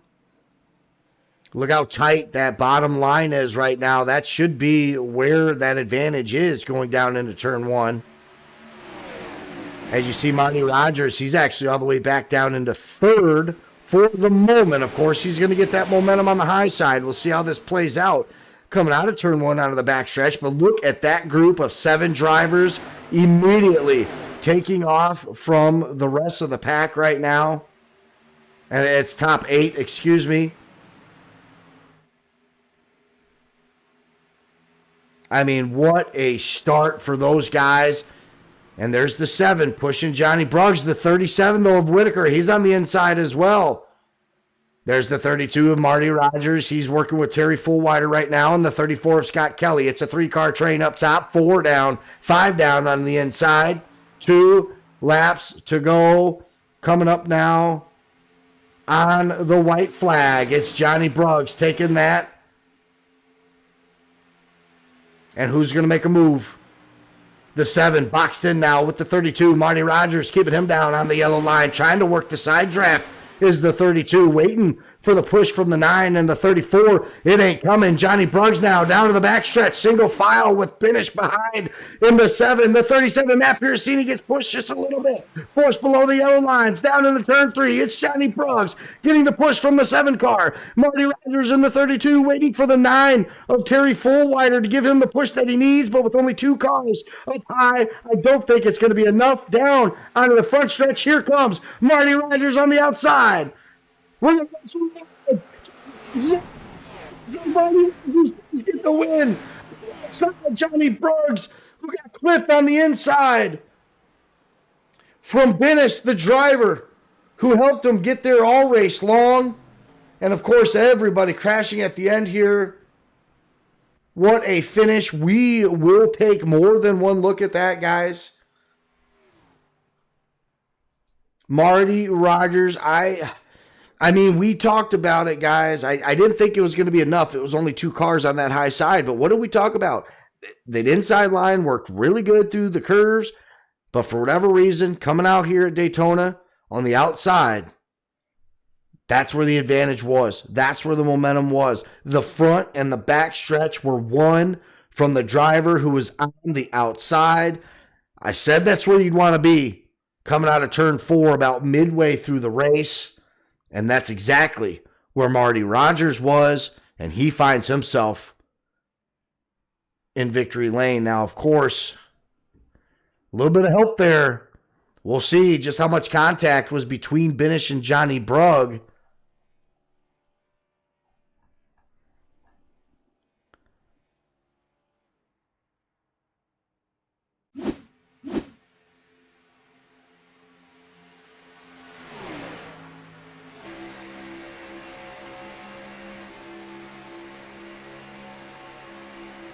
This is the white flag. This is the last lap. You see the side draft for Marty Rogers in the 32, doing a good job, making sure he doesn't get his doors blown off there through turn 1 and 2. You see Matt Piracini trying to make a move on the back bumper of the 7 car, but really nothing there. It's all side draft right there with Marty Rogers doing a heck of a job, staying relevant down the backstretch.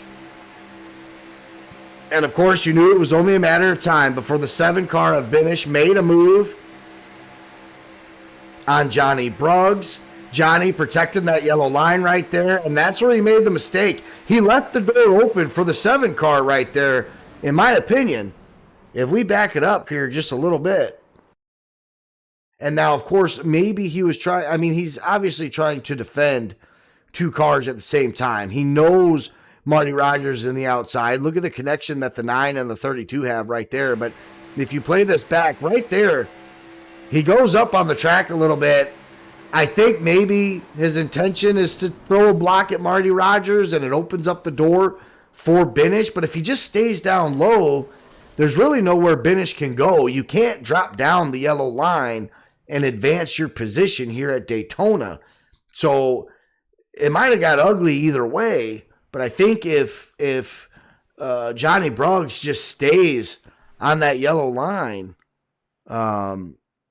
I don't know, maybe it turns out different, but nonetheless, Marty Rogers on the outside line, gritty. What a gritty win by the 32 car. Phenomenal job.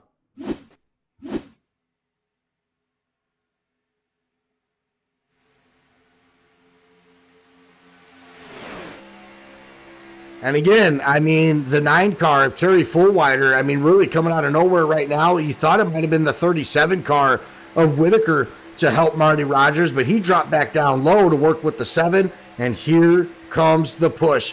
The 9 car getting pushed by the 34 of Scott Kelly, who ends up finishing 8th. That's 18 spots where he started. Brian Cooper, our biggest mover of the night, with 24 spots. But Terry Fullwider in the 9 car, watch this momentum he gets coming off of turn 4 onto the back bumper of the 32 car, Marty Rogers.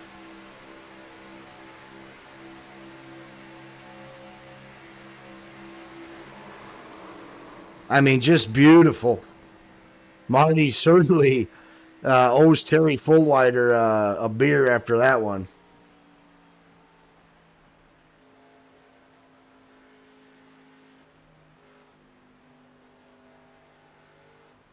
Alrighty, let's get into some interviews right here. We're going to jump right into the podium. The 1 car, Johnny Brugg, driver of the turf floor. Johnny, you with us?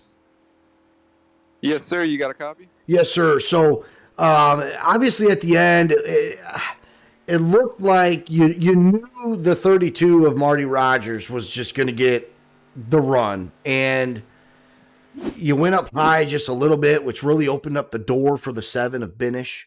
And of course, the rest is history. He gets into the side of you there a little bit, but that's Daytona. You still finish with a 3rd place, which is phenomenal considering you crossed the line sideways there. But just talk to me a little bit about that last lap, and then obviously the run off of turn 4. Do you think you should have been up high, or do you think you played your cards right and it just whatever happened? Well, the race finish is under review right now because the 7 did dip his left tires below the yellow line to pass me. Yes. Okay. Marty gets to win no matter what, though. He deserves it. It was great racing by him. He was doing a great job pushing me on the run before this last one, so I don't want to take the win from him. But yeah, there wasn't a car's length, a width, I guess I should say, between me and the yellow line. 7 car dipped his left tires down there, came up into me, and then took me out. So, I mean, overall, if nothing changes, still a top 3 finish. I just wanted to walk away today with a solid points day. It's Daytona, craziness. I've had some unfortunate races here in the past where I just want to finish up front and get a good points day. But it was a fun race. I tried hanging out in behind the lead pack there for the first half of the race because it was getting real dicey up front. But yeah, good race. Congrats to Marty. Yeah, and that's what we had actually talked about too, is the 7 car really going low on that to try to make the pass. And unfortunately, I think when you're in that situation, it's hard to think, oh, I can't go past that yellow line. I better stay up here, So obviously in your shoes, you're like, hey, yeah, like, what are you doing? But an aggressive finish for what I think was a phenomenal race. You guys kept it fairly clean throughout. I mean, some issues with bump drafting, I think, maybe just guys trying to figure each other out. But I mean, what a phenomenal run. And I'm going to be honest with you, there was a point in the race where I said, man, Johnny, you and Kendall Kerr are kind of in this points battle right now. And I said, well, Kendall's doing really well up front, and Johnny Brugg, I don't even know where he is. He might be struggling a little bit. And like 20 seconds after that, you were already up front, and Kendall was in the back. And I said, oh, okay, I might have woken up a demon on this one. It's the broadcaster's jinx that everybody talks about. But yeah, I was hanging in there behind the lead pack. I didn't want to lose the draft, but I didn't want to be up in the action too early because these cars were moving all over the place. A few guys were really struggling with it. And I wanted to try and avoid the big one, which I did on that one. I was hoping that you got a shot from my perspective on that big wreck through. Because that one was crazy. Definitely going to go back and look at that one. Yeah, we ran that through the cockpit view, I think, twice on that. I was hoping so. I figured you would. Yeah, so you'll have to go back and watch that. That was really slick. And Kobe Sutphin behind you almost did the same. He got clipped a little bit on the front left. But, yeah, phenomenal job throughout the entire race, especially the second half, through that accident. And then, of course, probably walking out of here with a second place behind Marty Rogers.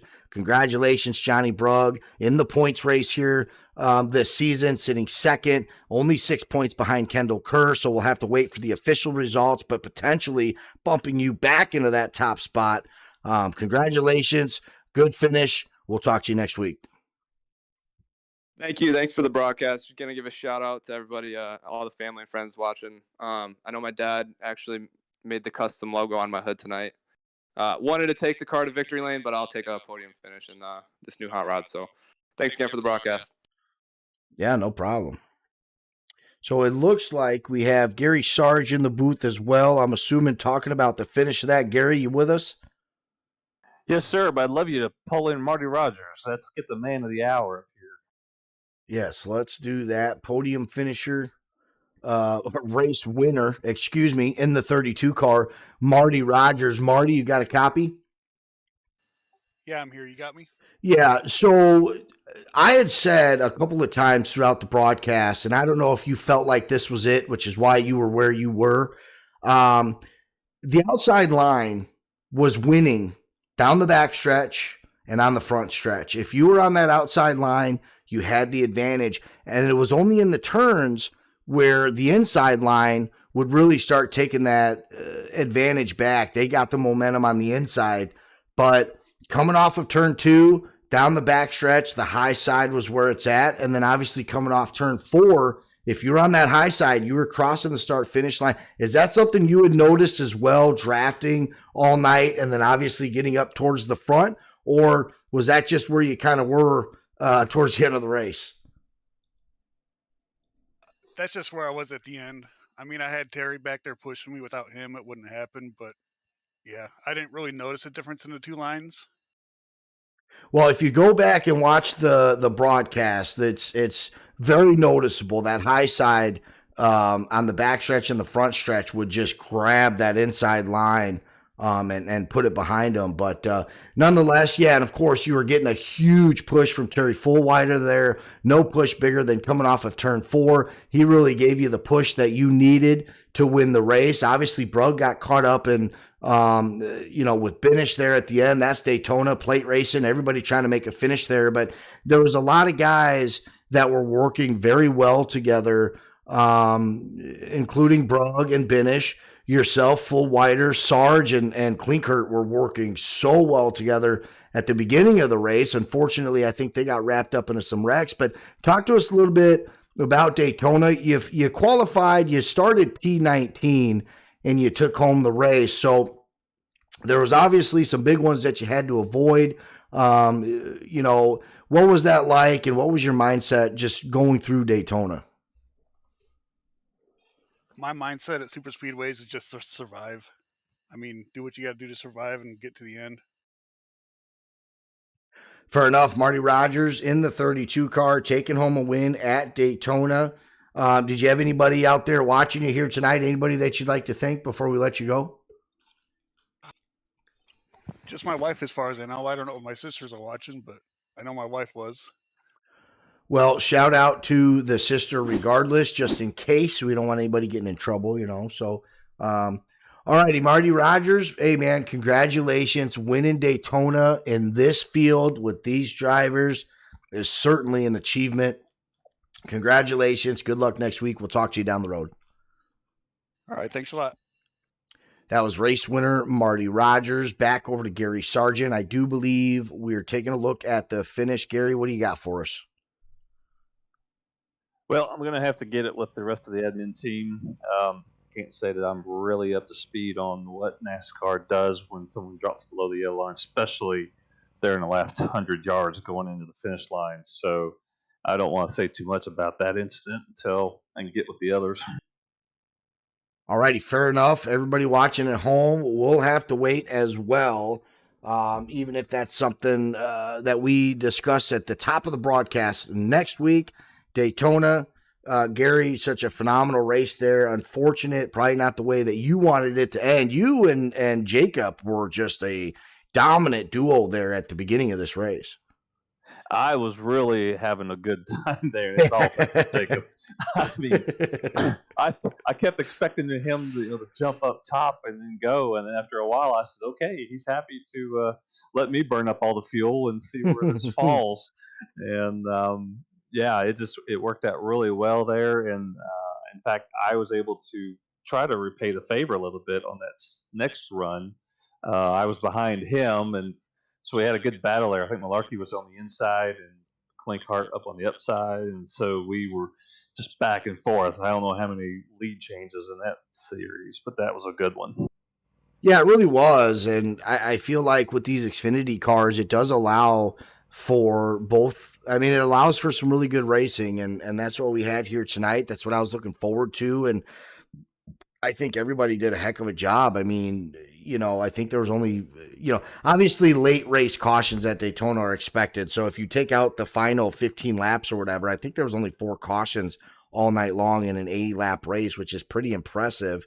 And I don't think anybody really, they were all racing incidents, So I think walking out of Daytona like that as a whole, all you guys can hold your head up high. There was a lot of surprise drivers here tonight. Brian Cooper finishing 24 spots up. Scott Kelly finishing into the top 10. Some guys that we don't normally get to talk about. And I just think, again, like we talked at the top of the broadcast, really just showing the parity that's in this league right now. Anybody can go out and win at any different night. And tonight, once again, proved it with the 32 of Marty Rogers taking home Daytona. Yeah, that's so great to see Marty get his first win with the NTRL, and Daytona, like you said, it's one of those tracks where anybody can do it, and that was really great. And I want to let you know and let the listeners and viewers know that coming up in about 2 weeks, we're actually going to be celebrating our 20th anniversary. So we'll have some special logos, here in a couple of weeks, and we're really excited that the league has been able to survive, other than, like I said, we did have a break from about 2007 till 2020. So it's not like we've been in operation for 20 years, but one way or another, our guys have been around. a break, but not a divorce. You guys just took a break, and you had to give each other some time and some IRL things, but nothing official. And then when it was time to come back, the league was still on. Yeah, and now we are better and stronger than ever. I mean, the fields we've been bringing out, and our Monday Night ARCA series is seeing a lot of good races. It's just I'm just blessed beyond measure that this is working out so well. Well, driver of the 28 car league owner, Gary Sarge, been there since the beginning. We appreciate you putting on the show here tonight and stopping by the broadcast booth here, pre-race and post-race. You're welcome here anytime. For the viewers at home, I'm Brandon Robinson for Faded TV. Sarge, anything else before we wrap it up? No, sir. Thank you, Brandon. Always a pleasure. All righty, guys. Thank you, Sarge. Thank you, guys, all at home. We're going to take the next 6 days off for Xfinity, but come right back here on Monday nights as they do race the ARCA series, and they are broadcasted by No Toad Racing League's very own driver. So be sure to check that out on Mondays. We'll see you next Sunday. Take care of each other.